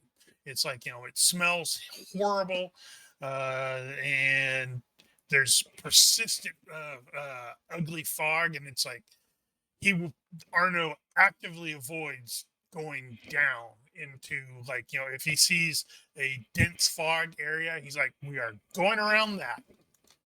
And so everybody's going to have to be wearing the rebreathers pretty much all day. And a little bit before you reach the actual coordinates area, you're like at one of these pretty high locations, looking down, and Arno will definitely point out, it's like the coordinates are somewhere in that area, and it just looks like more mountainous rock to you. So now the question is, what do you do now? I mean, with regards to how do you find if whatever is there? Scan for electronic signatures. Okay. What else? Also, if you're going to scan for something, you've got the tools for that, right? Also, visual sensors, also known as look around. You've got the tools for that, right? I'm assuming the speeder has some kind of sensors. They are not particularly great sensors. Well, something's better than nothing. Yep. I see you do have listed, you possess electrobinocs. So what about you, Loophole? How are you going to try to locate this place? Well, Loophole has sensors, but I don't know if any of the sensors would be useful. So I guess it's going to come down to observation, unless there's a better skill for it. Just checking his equipment. And Daryl? Well, Darrell does have sensors operation. He could try something, electronics operation sensor from this ship. All right. We were going to bring that droid along. Any mods to an electronics operation sensors role? Definitely not, because this isn't particularly great sensors here. Do you recall what the clone trooper helmet had in the way of sensors? I think it had hyperspectral or multi-spectral stuff. Let's see. Did I have anything on mine? It is the combat infantry helmet. Includes built-in GPS, hearing protection, small radio, hyperspectral visor, and filter masks. So he will be using observation, flicking through the various spectral ranges as he looks around for anything that might indicate something out of the normal. Hyperspectral. All right. What about Core? How is he going to help to find this potential location? Well, again, I'm not very useful.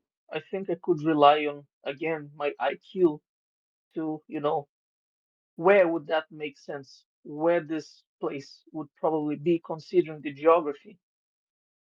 I think that's the best I can do. I have electronics operation, but yeah, that's not very helpful.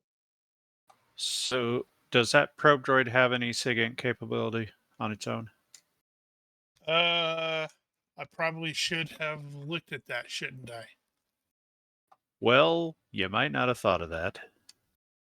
Let me see. Let's see. Dang it. There it is. Prowler 1000 Seeker Droid. Wow, that doesn't actually tell me much, does it? No, that's the canon. Let's look at the Legends. Legends is better anyway. All right, so small repulsor-driven seeker droid excelled in surveillance, designed specifically for work in a military capacity. The Iraqid Prowler 1000 featured a frontal photoreceptor array equipped with various detection systems and scanners. That would kind of imply yes. This was all right. Yeah, this was actually used during the Clone Wars by the clones.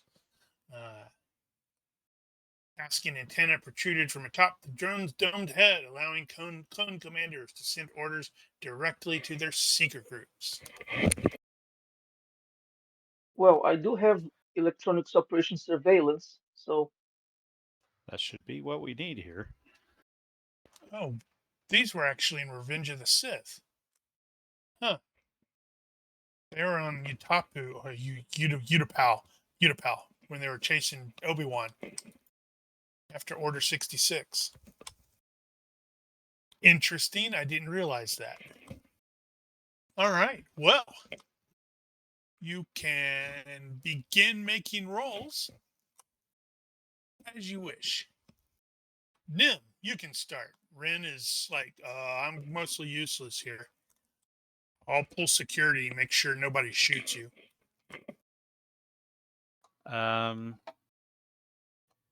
What is Core's level in electronic ops surveillance? 13. So you are slightly better than me. Does that make you sad? Eh. I used to be the only guy. Now I'm not. So, not sad per se. What would Nim do? Macro binocs. So I guess we're doing observation. So he's going to look around, specifically, again, thinking about it from a thief perspective. This some kind of smuggling op here. So I suppose you could think of it as a remote search What is a remote search? or smuggling. I could call it smuggling. I mean a remote search in the sense of not hands-on. We're just using binocs and looking around. Okay, I understand. Either way, however you want to do that. If it's smuggling, I can use thief or search. Yeah, that's up to you. Okay, I'm going to do that then, because I have a reasonable chance of succeeding, and I did. All right, so macro binocs. He's up on a ridge or whatever, scanning the affected area here for signs of smuggling operations or whatever. Hidden things. Noted. All right, so you are scanning the environment. Aha. Good point. I've never really had the opportunity to use that. Now's the time. Eh? I just got a message from Rigil. Loophole has the advantage serendipity. Oh, I love that. I had to reread it, and I had forgotten that the player does not have to be the one who suggests it. It actually states that, the GM can go, serendipitously. Is there a role for that?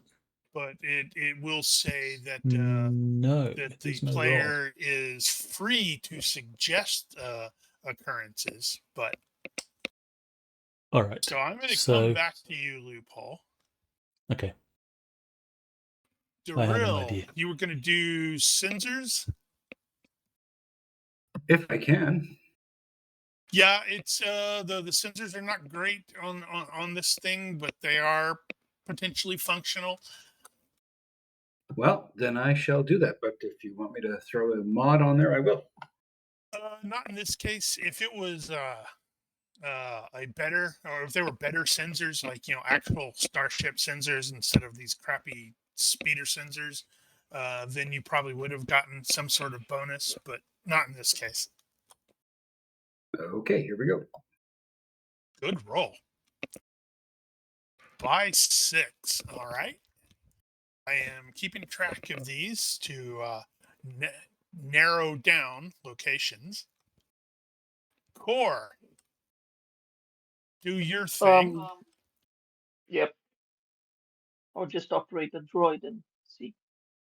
Wow. Okay. 5. So we've got success by 5, success by 6, success by 5, and loophole. You were planning on doing macro binoculars thing. Is that right? Or was it the visor? He was using his multi. I don't think I had macro binoculars, but he's using his multispectral sensors on his helmet, flicking through the different spectrums to see something. And I was going to suggest that perhaps he will see serendipitously a transport or something like that fly into a certain area. And that is kind of what I was thinking of as well. The success by 5, success by 6, success by 5 with the 3 others has significantly tightened down the likely zone. And as Loophole is flipping with his stupid the visor and everything, you will actually see an Imperial shuttle, just a tiny bit of one, as it is like sort of descending, and it disappears. So Loophole will try and get the attention of the others. Quick! An Imperial shuttle descending just there, and he'll point in the direction, hoping that those that are scanning and stuff like that might catch it. I thought that looked weird. Yes. So when I say disappeared, I don't necessarily mean like cloaking device or anything like that. But it definitely dropped sight, out of visual. But you have a pretty good location or idea where the location is. But you will the team will definitely want to get closer to actually confirm. But that also runs the risk of potentially alerting someone. Send the droid.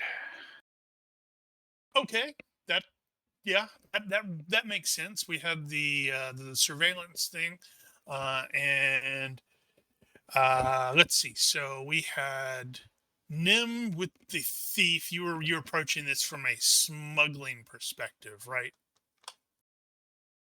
Yeah. Okay. I'm trying to figure I out. guess Arno could also participate in that. Unfortunately for him, he was looking not in the correct direction. He didn't see the shuttle. Derill goes right after Loophole and succeeded on the sensors by 6. So what I'm going to say is that just as Loophole is pointing out, hey, I think I see a shuttle, there was a very minor return on the sensors that was identifying, metal instead of normal rock and iron and such like that, and a strange heat signature as well. And then core with, go ahead. Whereabouts was that? Did it ping? Basically, it's in the same general direction, but it's adding confirmation. Okay. And then Core, with his success by 5, and you guys all pointing in that direction, will send the probot over there, and it will return an image that looks something like that. Ba-ba-ba-boom.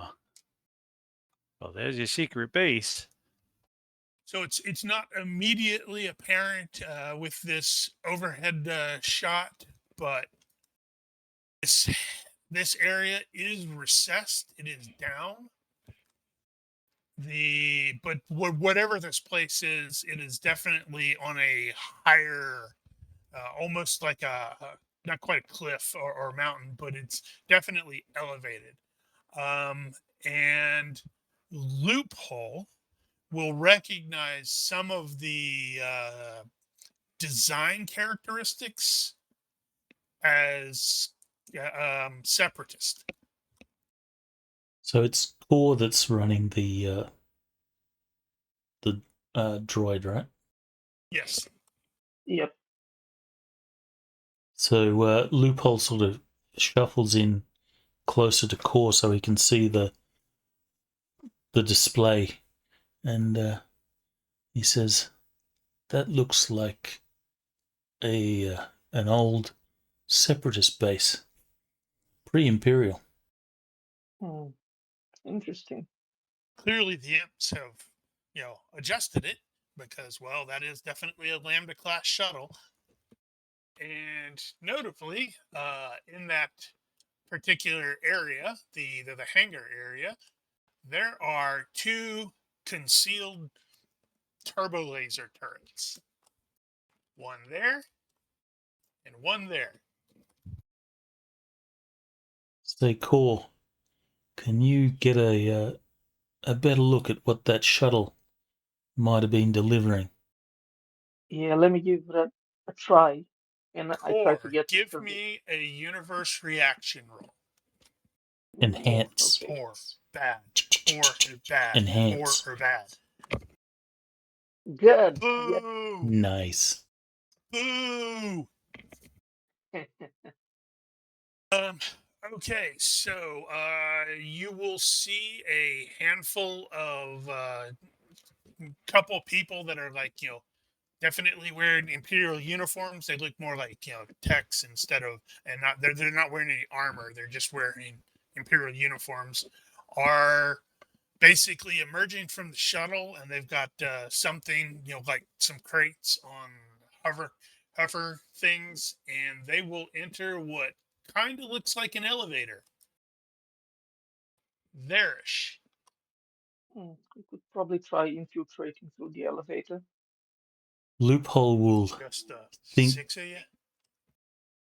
Loophole will sort of think back to his Clone War days and try and recall if separatist bases had a standard design, Okay. So we can That's get a an look at the interesting- map. and more importantly, a standard design that seems to match this one. So he starts thinking, and you can see the Is it a the prefab? Windows thing spinning around his head.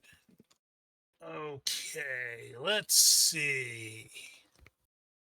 Do I want to do IQ or universe reaction in that case? Or is there another more Could appropriate probably skill that soldier. would be... Soldier would... Sounds like it would probably work, yeah. Might have been part of his standard training or briefings. Or just general experience? Yeah, okay. Soldier could work. And plus, he's been around long enough to have run amok and done things and interacted with. We saw during your run that Loophole was perfectly fine with dealing with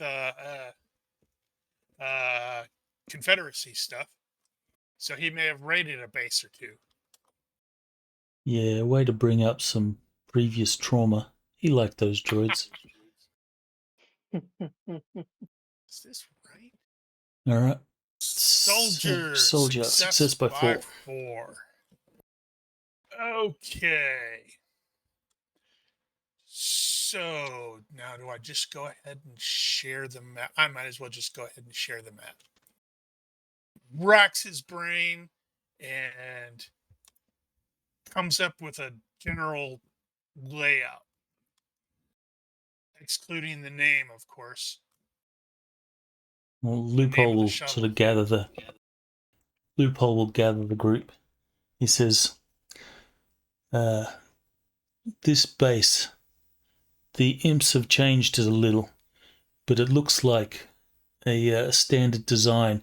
And then he'll sort of start drawing out a mud map in the ground of the various sections and stuff like that. And his drawing is not as good as the map that you've just displayed, but it has the bits that he recalls. What if it turns out to be better than the map that we displayed? Then we're like, whoa. Then Loophole is an artist beyond anything that I had imagined. Because mud maps with colour and grids on it and all that, that's pretty impressive. Positively amazing. Hey, some officers live and die by their sand table maps. This is true. What's Loophole's making little models of miniatures and... Mm-hmm. Yeah, I know. But yeah, in all seriousness, he just sketches out the main things. You know, there's a maintenance entrance down here, and he'll point out on the cause droid screen or display, that'll be this here. These are the that's obviously the elevator down from there. If I remember right, there's a mess hall, and then it also goes to the memories failing me. Let's see. I wonder Training what the facilities. mess hall would have been. But as soon as you come out of the elevator, I'm pretty sure there's a communications room straight ahead. So that's probably where we want to head first. So something to note: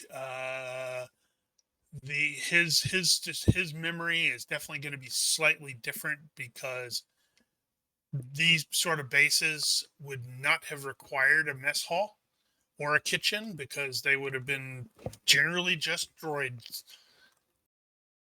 which does sort of explain why there is no medical facility or a brig. You don't need it for droids. You can just turn them off. So I'm trying to figure out what the mess hall kitchen area would be. Repair bay. Docking station? Yeah, repair bay along with the garage down there. And then like where they currently have with the barracks would probably have been like recharging stations.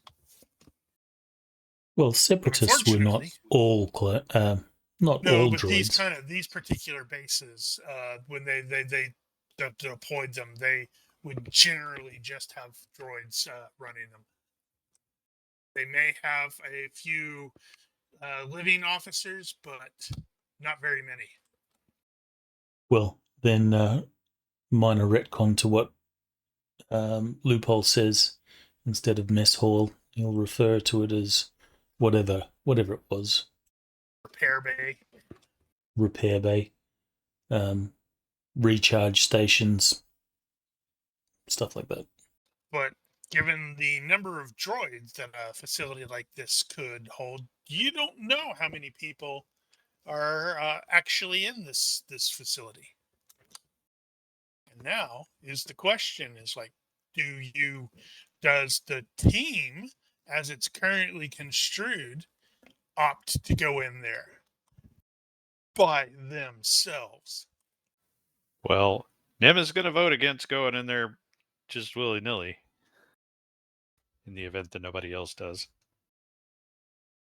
Well, if I recall correctly, the mission wasn't to infiltrate, it's just to recon. Well, that's true. Actually, that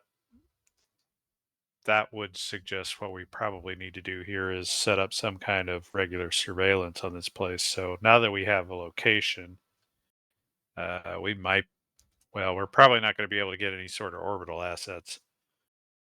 We could potentially leave the droid here and have it relay back or something, but we'll probably want to get something a little more permanent. That's kind of weird. Well, Loophole will say we can perhaps get a little closer, see if we can get a better look, work out what this place is here for. But that doesn't it is come kind of without weird. risk. Just What? out here. Wonder if we can So get an weird. ident on that shuttle and find out where it came from. So there's it doesn't go without a degree of risk if we get closer. Son of a gun. But we have at least fulfilled the mission objective. Do we want to get more? Well, you know how Moderately these things irritated. go. There's usually a part 2.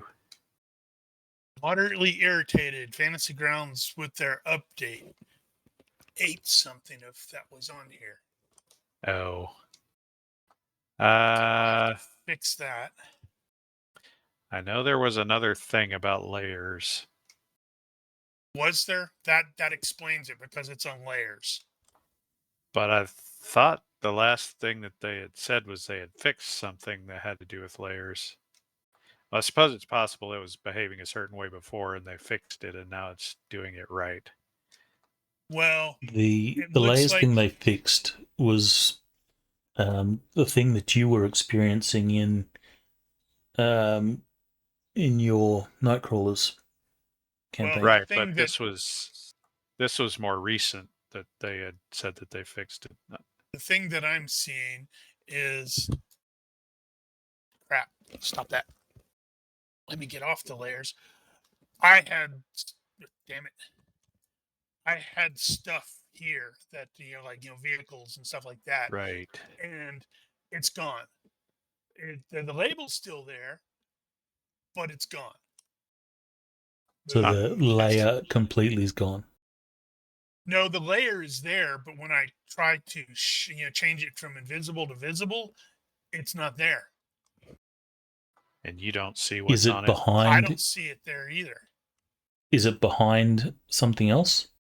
So look at the layer order. Nope. The base itself is the lowermost layer. What about transparency? Have you got See, transparency if I do set? that, you should be able to see. There's the floor plan of a shuttle, right? You see that? Oh, yeah. Okay. Yes. If I unhide the other stuff, nothing appears. Huh. Let me check. What about transparency? Is that layer? Nope, it's transparency set at 255. It's not hidden. I'll just have to add them back in. Well, I'm wondering if there was some kind of problem with the assets, like it was linked to a particular asset and they got moved, or something. You could potentially go into the XML and actually fix the path. I know what the problem is. I did change the names. Oh, I added vehicle underscore in front of them. Okay. That'll do it. That'll do it. Well, now I have a pretty good idea how to fix that. But yes, drawing closer is not without its risks. That's why I had. Speaking of, how long do you have the probe droid loitering? We don't want to leave it out there.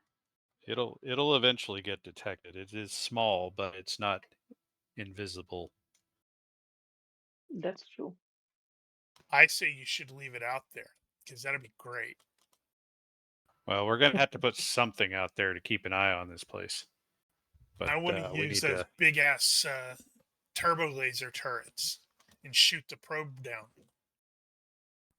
That would be overkill. Put them on high alert so they know that somebody's probing their outer defenses with a probe. Yeah, but it's how you proceed is up to you guys. That does bring up an interesting question based off of your comment, Giger, about identifying the shuttle. I wonder if Star Wars. No, they don't have like external markings for that sort of thing. Well, I'm assuming it has some kind of transponder because they're going to have IFF, and at the very least, all the flight sim games for Star Wars, they all have identification. Yeah, I don't recall if I've Valid. ever seen like tail numbers on Star Wars stuff.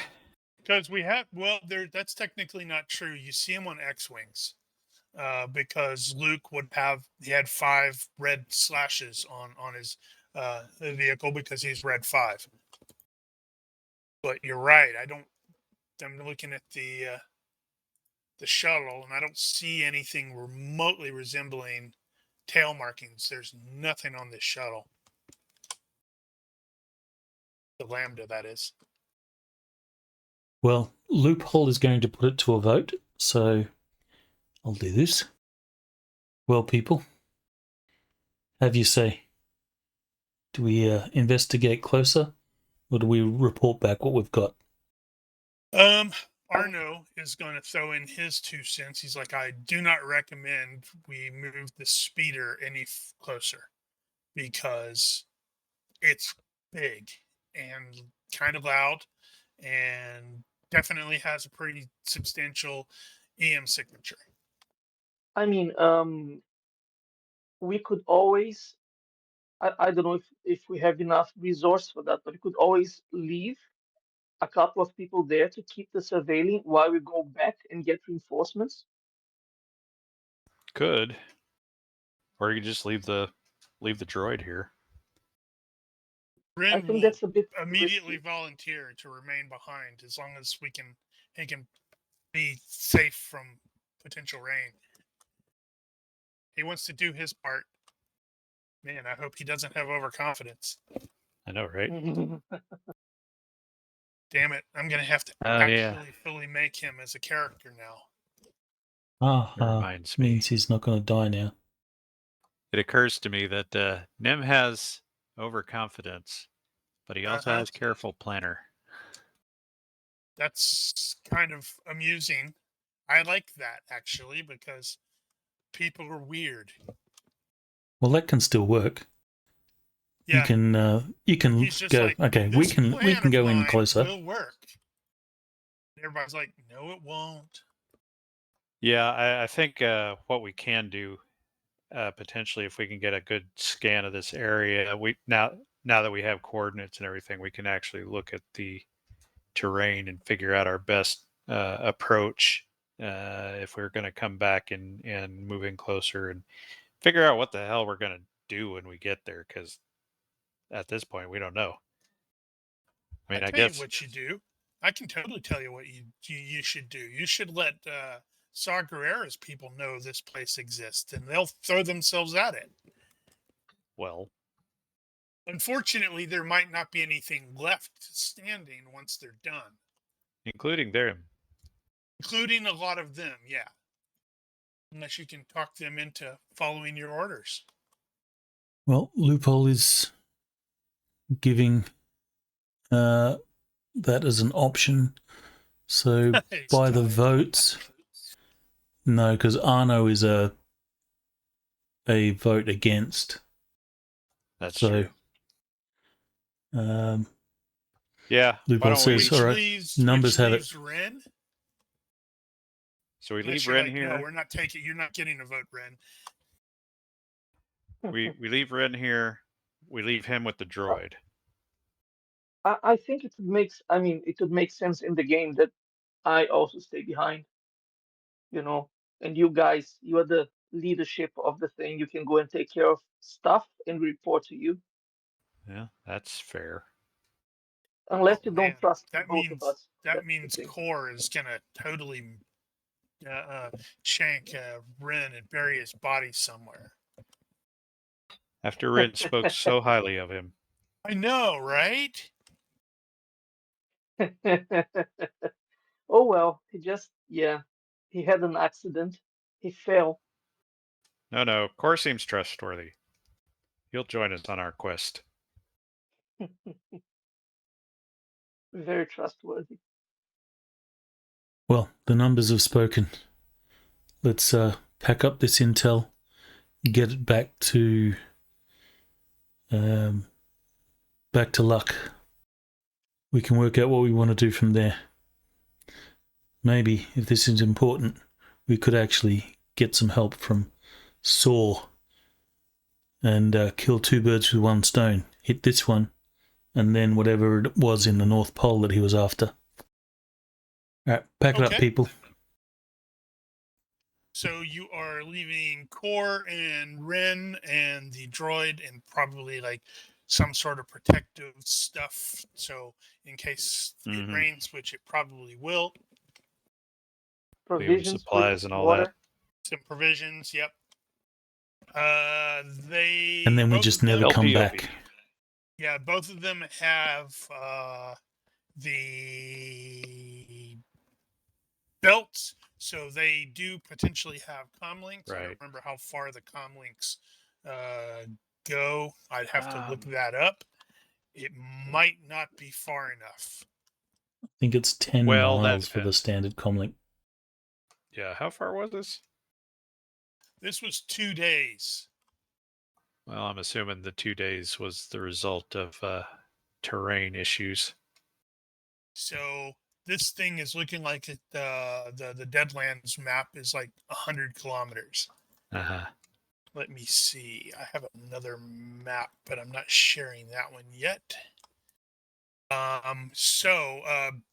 This is for your general knowledge. If you're looking at the Deadlands map, which I just unshared because I need to fix something, and back, the Minerva City is about there. Oh. So even then, this is pretty significant distances. Is it? Yeah. 26 26 kilometers. kilometers. Yeah, this is not right. I miscalculated again. Should be at least So how far? a bit, like twice to 3 times. I have to look. I mean, it's still not that far if you think about it. Like, let's say 125 kilometers, Yeah, it's going to be 130 what? kilometers. 50, between 50 and 60 miles? I think the standard comms, though, don't go that range. So the comlink that you always see in Star Wars, those variety won't go 100 kilometers. Well, but that depends. It depends on what the actual range is, because the range that you can communicate is the range that both of them can reach each other. Wait, no. How did that work? There was a thing there. It's been a couple of minutes since I've looked at that. I think that's closer to accurate. So it's about 65 kilometers. I'm going to have to find the actual map again and remind myself exactly.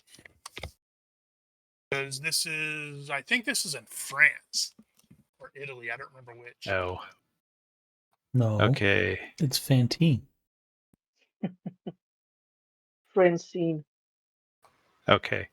Yeah, 50 miles at TL11 for a small. Yeah. So if it's So maybe 65 kilometers, So maybe a good electronics op communications role could maybe squeeze a little bit more out of it. Or bouncing it off a relay somewhere. but hold on, if it's like 50 miles and it's 65 kilometers, that might be within range, you know? A mile is like 1.6 kilometers, I think. Huh. Actually, apparently, on my stuff, my equipment, I put a medium communicator, and that is apparently backpack sized. So that is not my EDC. But that would have a 100 miles at TL9, which would be 500 miles at TL11. Yep. Checking to see if the weight is actually correct. No. That's interesting. Yeah. I somewhere in that process I got screwed up because this is referenced Traveler Interstellar Wars, not Ultratech. I have to clean that up at some point. At any rate, so it's possible that we would have a medium range communicator available, either whatever NIM has happens to actually be a medium range communicator, or we happen to have one on the vehicle because it seemed like a good idea at the time. One way or the other, we should be able to have communications available for the LPOP team. Yeah, I think so.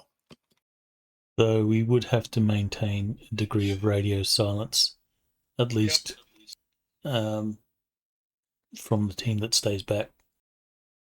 Yeah, they may need to like do camouflage roles and stuff. And Core is like, camo what? Yeah. Okay. Not ideal. Well, let's see. Rin currently has miner, shooter, and he has 10 hut. So, because I was lazy. Nothing wrong with that. But yeah, so leaving the two behind with the droid, heading back, trying to figure out what the hell's going on, or see what's up. That's the plan. That is the plan. All right. Well, I certainly hope Core and Rin don't get detected and shot and murdered. That'd be terrible. What would be funny is if plans change, we never come back here again, and years from now the war is ended, and they're still there. Yeah, Rin and Core are still fighting the war, and someone bumps into them and says, "War's been over." Like the Japanese soldier. I don't know if you've ever read Exactly. about that. Mm-hmm. Yeah. All right.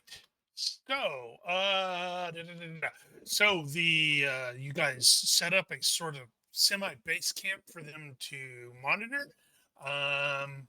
Rin will request that Nim leave his electro binocs if he doesn't mind, Yeah. since neither he nor Core have them. Yeah, but I want those back. Those were my paws. Sure. He promises he won't get killed, and he'll be able to turn it back, give it back to you. Honest. And the rest of you get onto the speeder and turn around and head back. As before, it is a 2-day trip. And let's see if anything untoward happens. Hey, that worked. Oh no. Poor reaction. Damn it. I should have gotten those things from you, Giger. The different kinds. Mm-hmm. Okay, so let's see. Now I need to figure out what the poor reaction is going to be. The speeder is going to break down. Mm-hmm. And Arno will feel really bad about this. It will take most of a day to get it fully functional again. I'm not going to make anybody make any rolls because, well, Right. uh, We've got enough expertise here. Yeah, you've got plenty of expertise to get that there.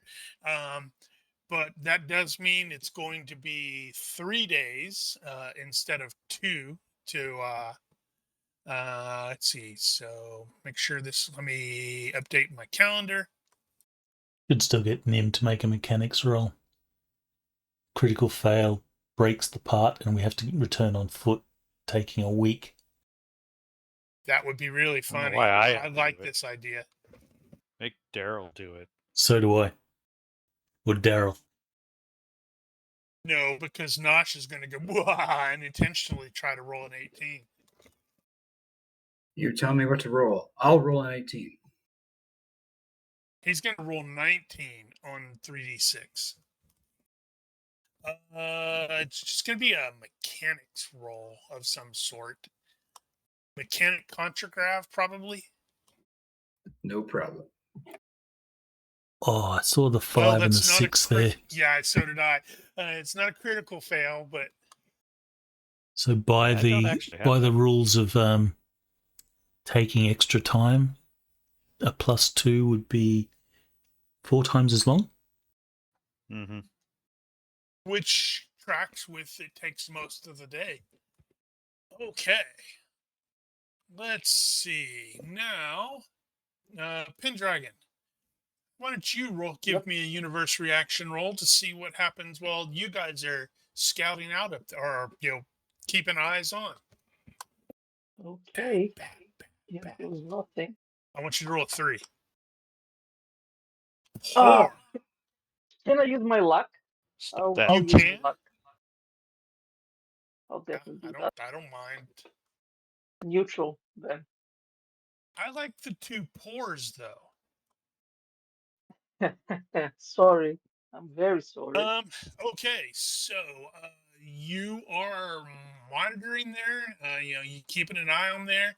Whoever is in here is keeping a very low profile. You have not seen anyone emerge through the what is clearly the concealed front entrance, and you have not seen the shuttle depart either. Okay. I want to do another thing if possible. Since now I've spent, I don't know, at least a couple of days alone with Rin, I'd Uh-huh. like to roll my empathy to have a feeling for him, to see if, what's my impression of him. Is this about to get weird? Do we need to get some Well, candles for you? He wishes he could quit him. yeah. Okay, Well, Go depends on so keep her him. looking back. at this, you will roll IQ into the box. Okay. Which one is it? You have the full empathy, so it is Yep. full IQ.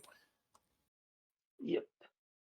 You have a feeling for people when you first meet,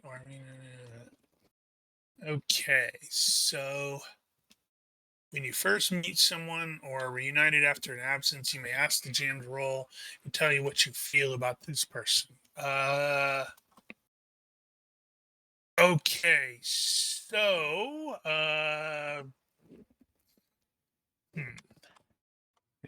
In an emotional sense, I suppose. yeah, he probably doesn't really like you a whole lot because you have the callous disad, and I figure that trickles into things every now and then, but Absolutely. he otherwise, he seems fine with you. I'm looking specifically for, his true loyalties, if he's impersonating someone, something in that sense. Okay. With that in mind, let's see. So, how does that work? So, if I'm reading this correctly, the empathy or the empathy advantage, you just basically get like a +3 to detect lies, psychology, and fortune telling on him. Is that right? Yeah. I think on top of the IQ thing, like you have this feeling if the person is like if Well, it's if they mean what they say, and then I think you have on top of that the +3. if you just look at it from the base description there, and for determining the true loyalties of NPCs, that in itself is what he's attempting to do here. Right. Okay. With that in mind, he effing hates the Empire. Okay. I Okay. mean, he's trying to keep it keep it under wraps, but he would like nothing more than to fire a couple proton torpedoes into this base and kill everyone in it. All right. Okay. I'm slightly less concerned now. Until you tell him Okay. you used to be an imp. Yeah. Well, I've Well, changed. I've changed. technically, Luck could say that he used to be an imp as well because he did serve in the Stormtrooper Corps right after the Yeah. Clone Wars. Yeah, I think he'll dislike me slightly more than Luck. All right, so you guys, those of you who are using the speeder, you will finally get back to the little base area, and you're going to find it with a number of more people than were there before, including a couple other speeders. Ooh. Nim and Daril will recognize two of the guys because they worked with them before. But Yeah. these guys have actually got a couple of other, kind of troopers, not quite troopers. They're other rebels who are present. They're like, Oh, oh, Kenny. hey, good to see you guys. Who failed to die. He I'll, did. give a growl of recognition. And Kenny will be said, yeah, Sergeant Luck says you're onto something. Looking forward to hearing it. Again, I'll make a confirmatory growl. Okay, and Luck will be in wherever you guys have determined to be the command station, I guess. And he'll definitely be like, all right, give me good news. Well, we found something. There's Okay. an old separatist base, and he'll rattle off that particular style. Luck probably recognizes it. You know, the ones that have the platform, the elevator goes down, control room to the front, and that training room off to the right. You remember those? Yep. So they've looks like the imps have remodeled one of those. Not sure what they're about.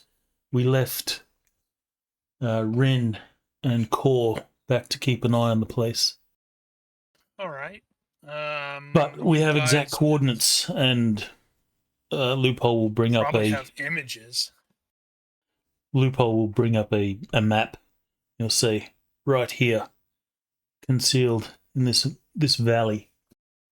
Yeah, Probably would have missed it if it wasn't for a. as well. Probably would have missed it if it wasn't for a shuttle landing at exactly that time. But Core managed to get a bunch of images with his droids, and then Loophole will sort of display all that on the holo display. Kenny's gonna definitely whistle. It's like, ooh, that's pretty out there in the middle of nowhere. Looks concealed. Why is this concealed? The imps are in control here. Well, that would tend to indicate you got imps hiding from imps. Why would that be? And damn good question. Impception. Uh-huh. This is like, well, I got a squad. You've got a squad. Think we can take it? Well, we don't know what's in there. That's true. Think we can take it? I mean, probably. Absolutely. Does Luck have that as well? Absolutely. Damn it. We're Team Vanguard. We've lived through harder stuff. Damn it. Luck doesn't have overconfidence. All we gotta do is go up and knock on the door, and then they all come up to the door and say, "Who's there?" And then we shoot through it with an explosive charge. Now, that only works on pirates and criminals. Well, it works really well. Well, that worked on You know, The don't you, Carbonite Caleb? Vipers. You remember that? Hey, it was not my fault. It was all the boss's fault. I'm not sure the Besides, imps will we're be all in now. so easy to fool. No offense. Loophole will sort of turn to the ex-Carbonite Vipers. Now rebels who are just going to be used as cannon fodder. It's As those indicated by the fact funny that a red couple shirts of they've them- got. Yep. Red jackets. So a facility like this is Luck, who's like he's been futzing with his command stuff there, and he will pull up a hollow of an old Confederacy base that does in fact sort of match that general layout that Loophole drew. Yep, that's the one. These things were tough nuts to crack if you tried to go in through the front door. Kind of makes me Based wonder on why this- the Separatists had a base there. We weren't briefed on Had anything bases like all over that. the place. Didn't you raid Yeah. one of their bases here? We did. You should recall. But we weren't briefed on any bases hidden like that. Well, it's a hidden But that's the base. past. But yeah, he's looking at it and he's like, yeah, this could be tough. Easiest solution would be to go in through the, try to go in through that launch pad. We could get there undetected. And then he gets sort of sore. He's like, man, I miss my jetpack. But he will definitely look around. He's like, taking suggestions about how we crack this nut. Loophole's going to draw on his tactical knowledge. I See guess if you Lucky can- could have done that too. See if you can draw on some of his knowledge, experience, to see if you can inject some useful input into the plan. He'll either confirm or object to the access via the pad. Is the pad elevated? Yes, it's both elevated and depressed. So the whole thing is on a rise, but the pad itself is higher than the base proper, but it is recessed inside the other area that it's at. Does that make sense? So we could get to it without having to fly. Looking at this, looking at the base, the map here, you can definitely see that the down there at the bottom, the base itself is elevated. The launch pad is also elevated, but it has concealment. So it's like that's why the shuttle disappeared, because it went down into it. Whereas the two, So it's kind of like a moat. I guess, yeah, that would be sort of correct. Airwolf thing. Whereas the two turrety things are the only thing that are really immediately obvious. They are, I mean, but nobody's going to look at them probably and go, oh, hey, look at that. In that conveniently location there's two turrets. Definitely elevated as well. Loophole will draw on some of his soldiering experience. While he was a clone trooper, he wasn't a stormtrooper, but he'll think to whether standard procedure is to keep those turbo lasers constantly manned, or are they, they're only manned. People go to their stations when an alert is sounded. Yeah, it's gonna really depend on a number of factors, like, how many personnel are assigned there, who the commanding officer is, whether they're a super hard ass. If this is a prefab Clanka base, we should be able to get a schematic. Yeah, that's what I'm saying. Luck pulled up the schematics of the that basically Never mind. show this sort of map. He is going to look. Luck is going to look to Nim and say, "You approach things from a different perspective than Loophole and I, because we're soldiers. How would you get in? Logistics. Elaborate, please." It's got to get supply from somewhere. That's clearly what the shuttle was for, wasn't it? Meh. Possibly Maybe. not, though. That's a valid point. If a shuttle goes in and out, then that's a vulnerability. Also, we've done that before. I wonder if Done there's what? any way in through that maintenance entrance. We've done the sneaky shuttle in. This is true. Possibly ventilation. I'm not sure our Ventilation's Wookiee friend not as will fit. likely. Ventilation's not as likely since, was a clanker base. Depends on just how much they have retrofitted it. So both Kenny and Guy, they're just like, well, just take it by force. Go in through the launch pad, seize everything, or maybe, hey, you got that ITT running, right? You can drive up to the front and shoot at the door. That's kind of the way I'd handle it. But it seems Luck was hoping to do something more subtle. Yes. Alexis points out, it's like, from everything we've determined and nothing we've learned, the advanced team has learned, has gone against this. The Imps are trying to keep this base on the down low. And I would like to know why.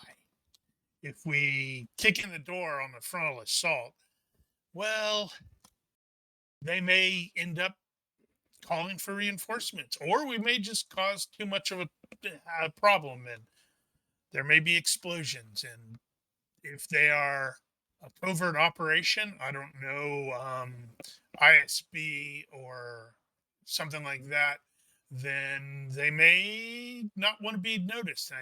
I would really like to know why. All right. Subtle it is. I'm not opposed to kicking in the door and shooting everybody. As evidenced by our past history. That's true. But then Lex sort of leans forward and he's like, but ultimately what I'm kind of thinking is, if we can take this base and we can keep this base, we can do a lot of damage to the Imperials here on this planet.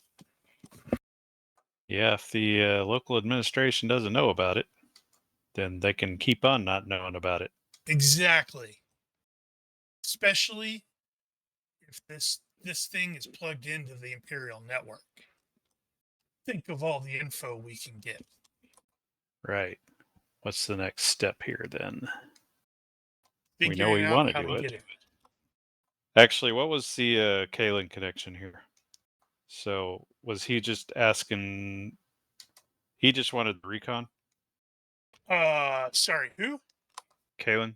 Oh, Bree? Kalen Bree. No, Bree. yeah, he was originally.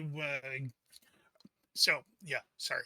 He originally wanted the team to assist in a different intel gathering operation, but then once he was basically read in about all the intel that Luck had about a possible secret facility in the Deadlands that is trying to stay off the radar, then he was like, that sounds slightly more interesting than what I had in mind. Tell me how we can help. And that's why Kenny and Guy and their guys are present. Okay. So he So- does want to take it. Oh, he would not complain about taking it. So after some careful consideration, and given that he succeeded his tactics roll by 3, Loophole's going to suggest, I don't think the landing platform's the best way to go. That's basically the front door to this place. It's going to be watched. I think our point of entrance should be the maintenance entrance. That's going to be the least guarded. That's definitely a possibility. Luck is like really irritated because of the lack of the legs, so he can't go with to get eyes on. And he will look to everyone and say, so how do we want to do this? Recon and force? Because we do have the ITT functional right now. Well, if we can bring the ITT up to the maintenance entrance. That'll definitely attract notice. But I was thinking, if nothing else, we could use it to transport the squads and then bring it in if necessary to augment firepower.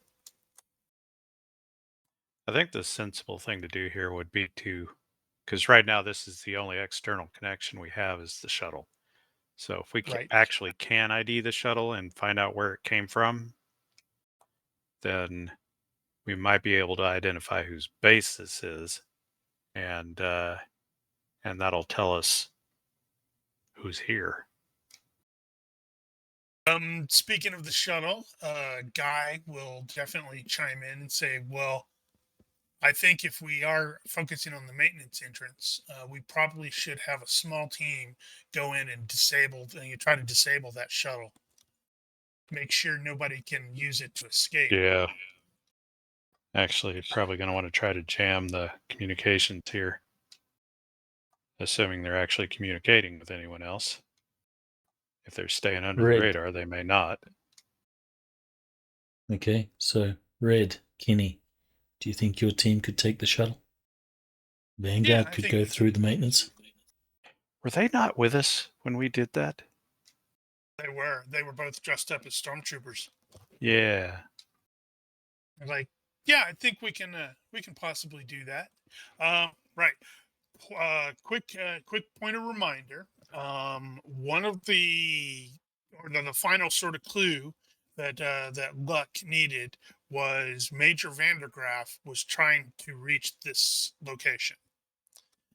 And if you recall, you guys retrieved a broken comlink that she had used to send word to Moff Panaka. Also right. And she was basically trying to get the hire her boss's boss to intervene. But that's one of those that it's like it's been kind of a hot minute since we did that, and the characters would remember it more than the players would. What episode was that? That was during the my previous run. Do you recall which episode or Not which off the top of session? my head. It is actually in your AI story thing. Yeah, I know. I'm just trying to remember where it is so I can look up the database, see what information it had. It's in the later one, I think, but I'm not positive. It was after. No, actually, I guess it's probably in episode 2, because that was where you met the Mirielin and outside Darryl and Loophole started talking to Puggles, who gave you the broken comlink that he had acquired. Speaking of, he's still out there. True. Unless we killed him. He got away. Damn it! I wish Well, that doesn't mean we didn't hunt him down. Damn it! I wish I had thought of that. I would have made him one of the prisoners on that. Missed opportunity. Of course, Also hilarious because he's short and he wouldn't have been able to see out. This is also very true. And I don't know how long he would have lasted afterwards. Because Loophole might have shot him, and Darrell might have ripped his arms off. That bastard So, got Red And killed. if he's very, very lucky, it would happen in that order. so the comlink had a message to Moff Panaka asking for aid, and Vandergraaf was also denying the charges against her at that time. There was a coded message that we couldn't decrypt from that. Yeah, I didn't think anybody had cryptography capability or skills. Did we not I hope take there's that a new to person the? who maybe has that. Did we not Yeah, take I that to wonder the who. hacker? No, I think it was forgotten by players and GM about giving it to the hacker. That would have been a great idea. Would have been a great idea. So let's presume. No, I think we had to fix it. Yeah, And there was there was an Darrell fixed arrangement. it. There was an arrangement for something, but that was coded. So that's what we couldn't work out. Yep. Okay, so Major Vandergraaf knew about this place, but the governor didn't. Apparently not. I Though, don't if you remember the do rank recall, structure. based off of her conversation to the moth and her record, she is probably a lot closer to Panaka. So she likely served underneath him Mm-hmm. during the Naboo uprisings. The AI just told me that it even said the party lacked cryptography capabilities to decode it. It's potentially a major clue.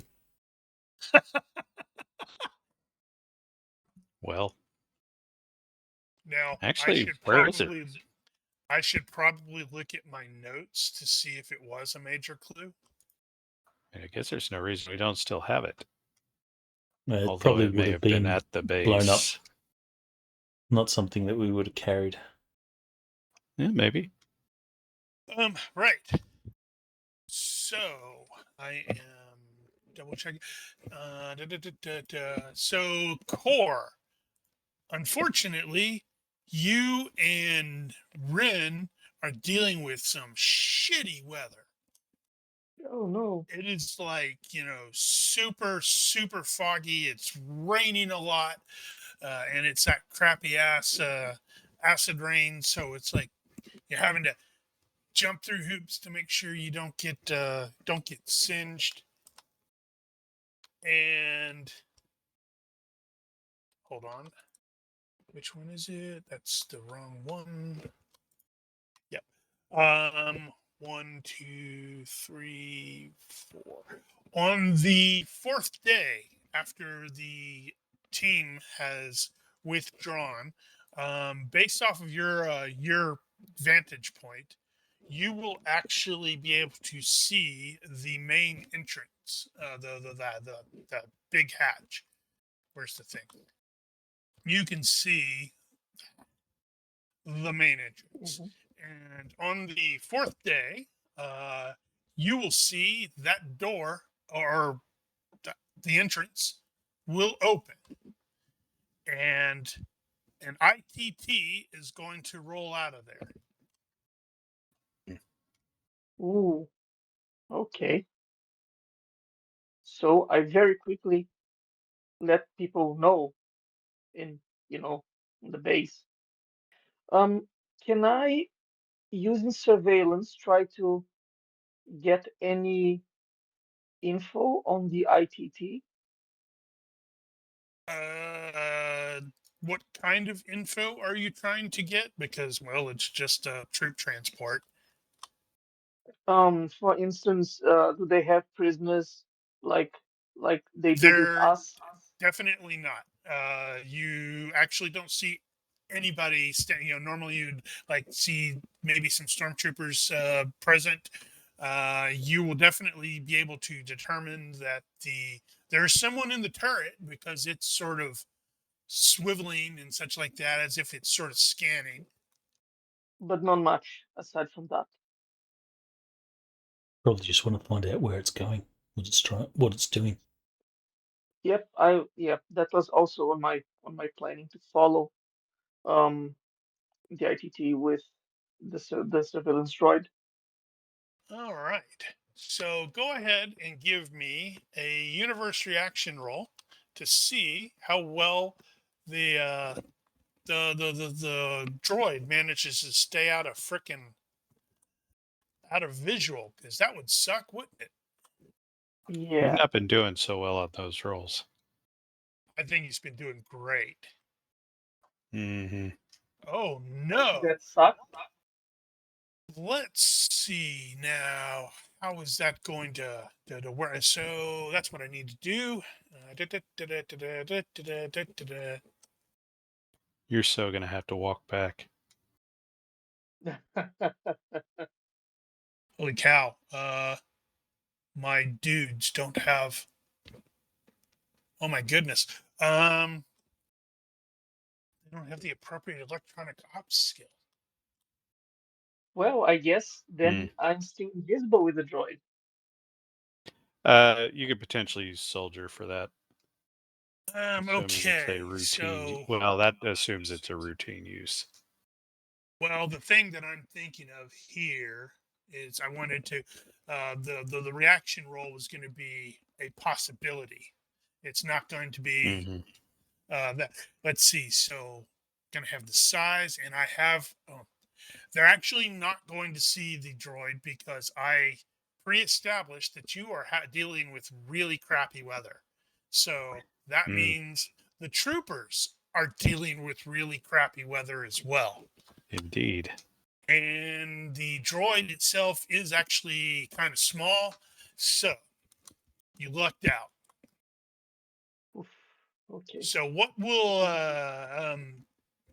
did you have not made a control roll? What is it? I guess that'd be surveillance.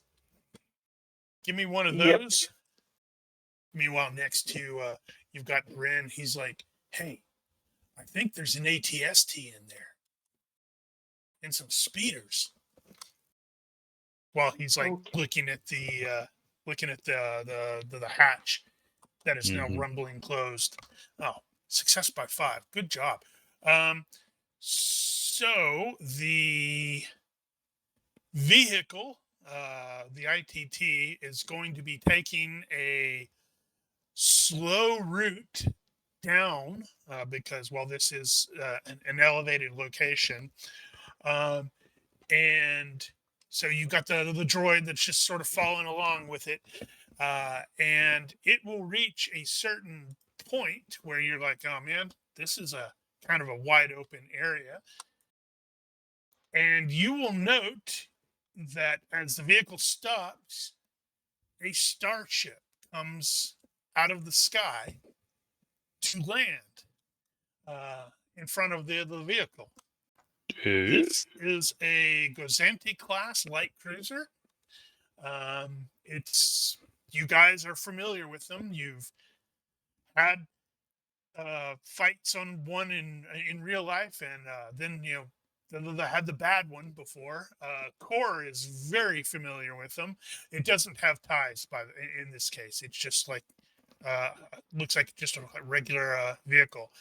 And as it lands, the lower hatch will come down, and you'll see some guys who are like wearing just imperial uniforms, and they're going to start offloading cargo from the Gozanti to the ITT, which apparently has 2 troopers, regular army guys in it, and that's it in this case. Okay.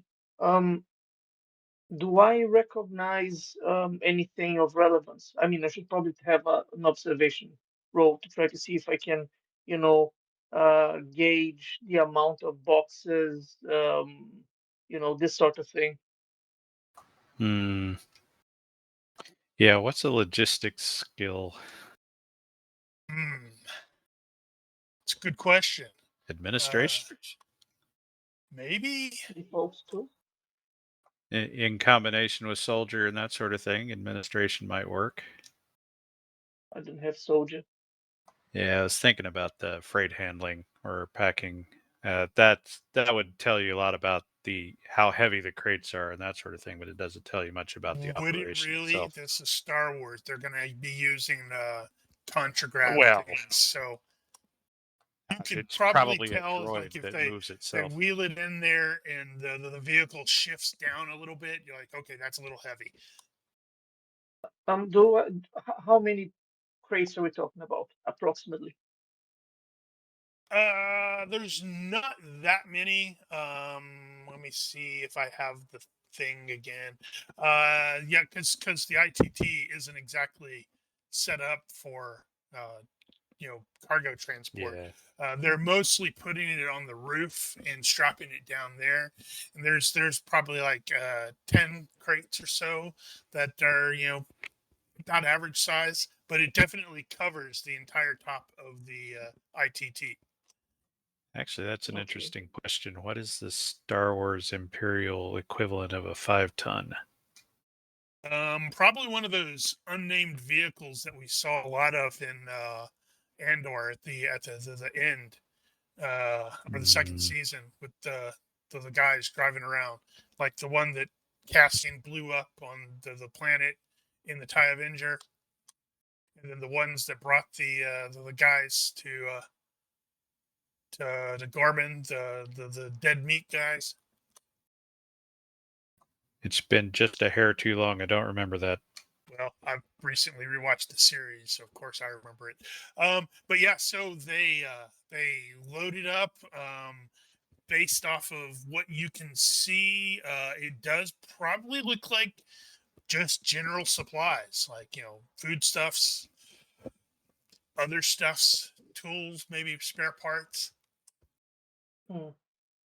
Okay. and Um, does the uniforms of the people doing this loading, do they have anything of note? Do they recognize, like, the branch, anything? the two guys that were in the ITT who get out and assist are definitely wearing uniforms. They're wearing the army uniform. They're probably got the cool poncho and armor underneath it, and maybe the helmet. Interestingly enough, that you mentioned that the people that are offloading the stuff from the Gazanti are not wearing uniforms. There will be one Hmm. of them that is, but most of them just look like either civilians or people pretending to be civilians. That's quite interesting. And then they finish loading up. The guys get back into the Gazanti. The ramp goes up. The ship lifts up, and it starts heading out. And it's totally going to do the cool flyover where you and Ren are concealed. And it's going to, like, big roaring noise, shakes the ground a little bit, but it is definitely on an escape vector. And that, Okay. I think, is where we will end it for the night. Don't. Everybody will get their 2 points. On that heartbreaking note, we will circle white to black. If you are watching or listening to this and have comments, questions, complaints, general hecklings, even some very creative insults, feel free to leave them here or on Discord or YouTube or wherever we are at the moment. Please consider liking and subscribing to our YouTube or Twitch channels. Or don't, I am not your dad. Thank you for watching. Olympus out. See ya. Bye bye.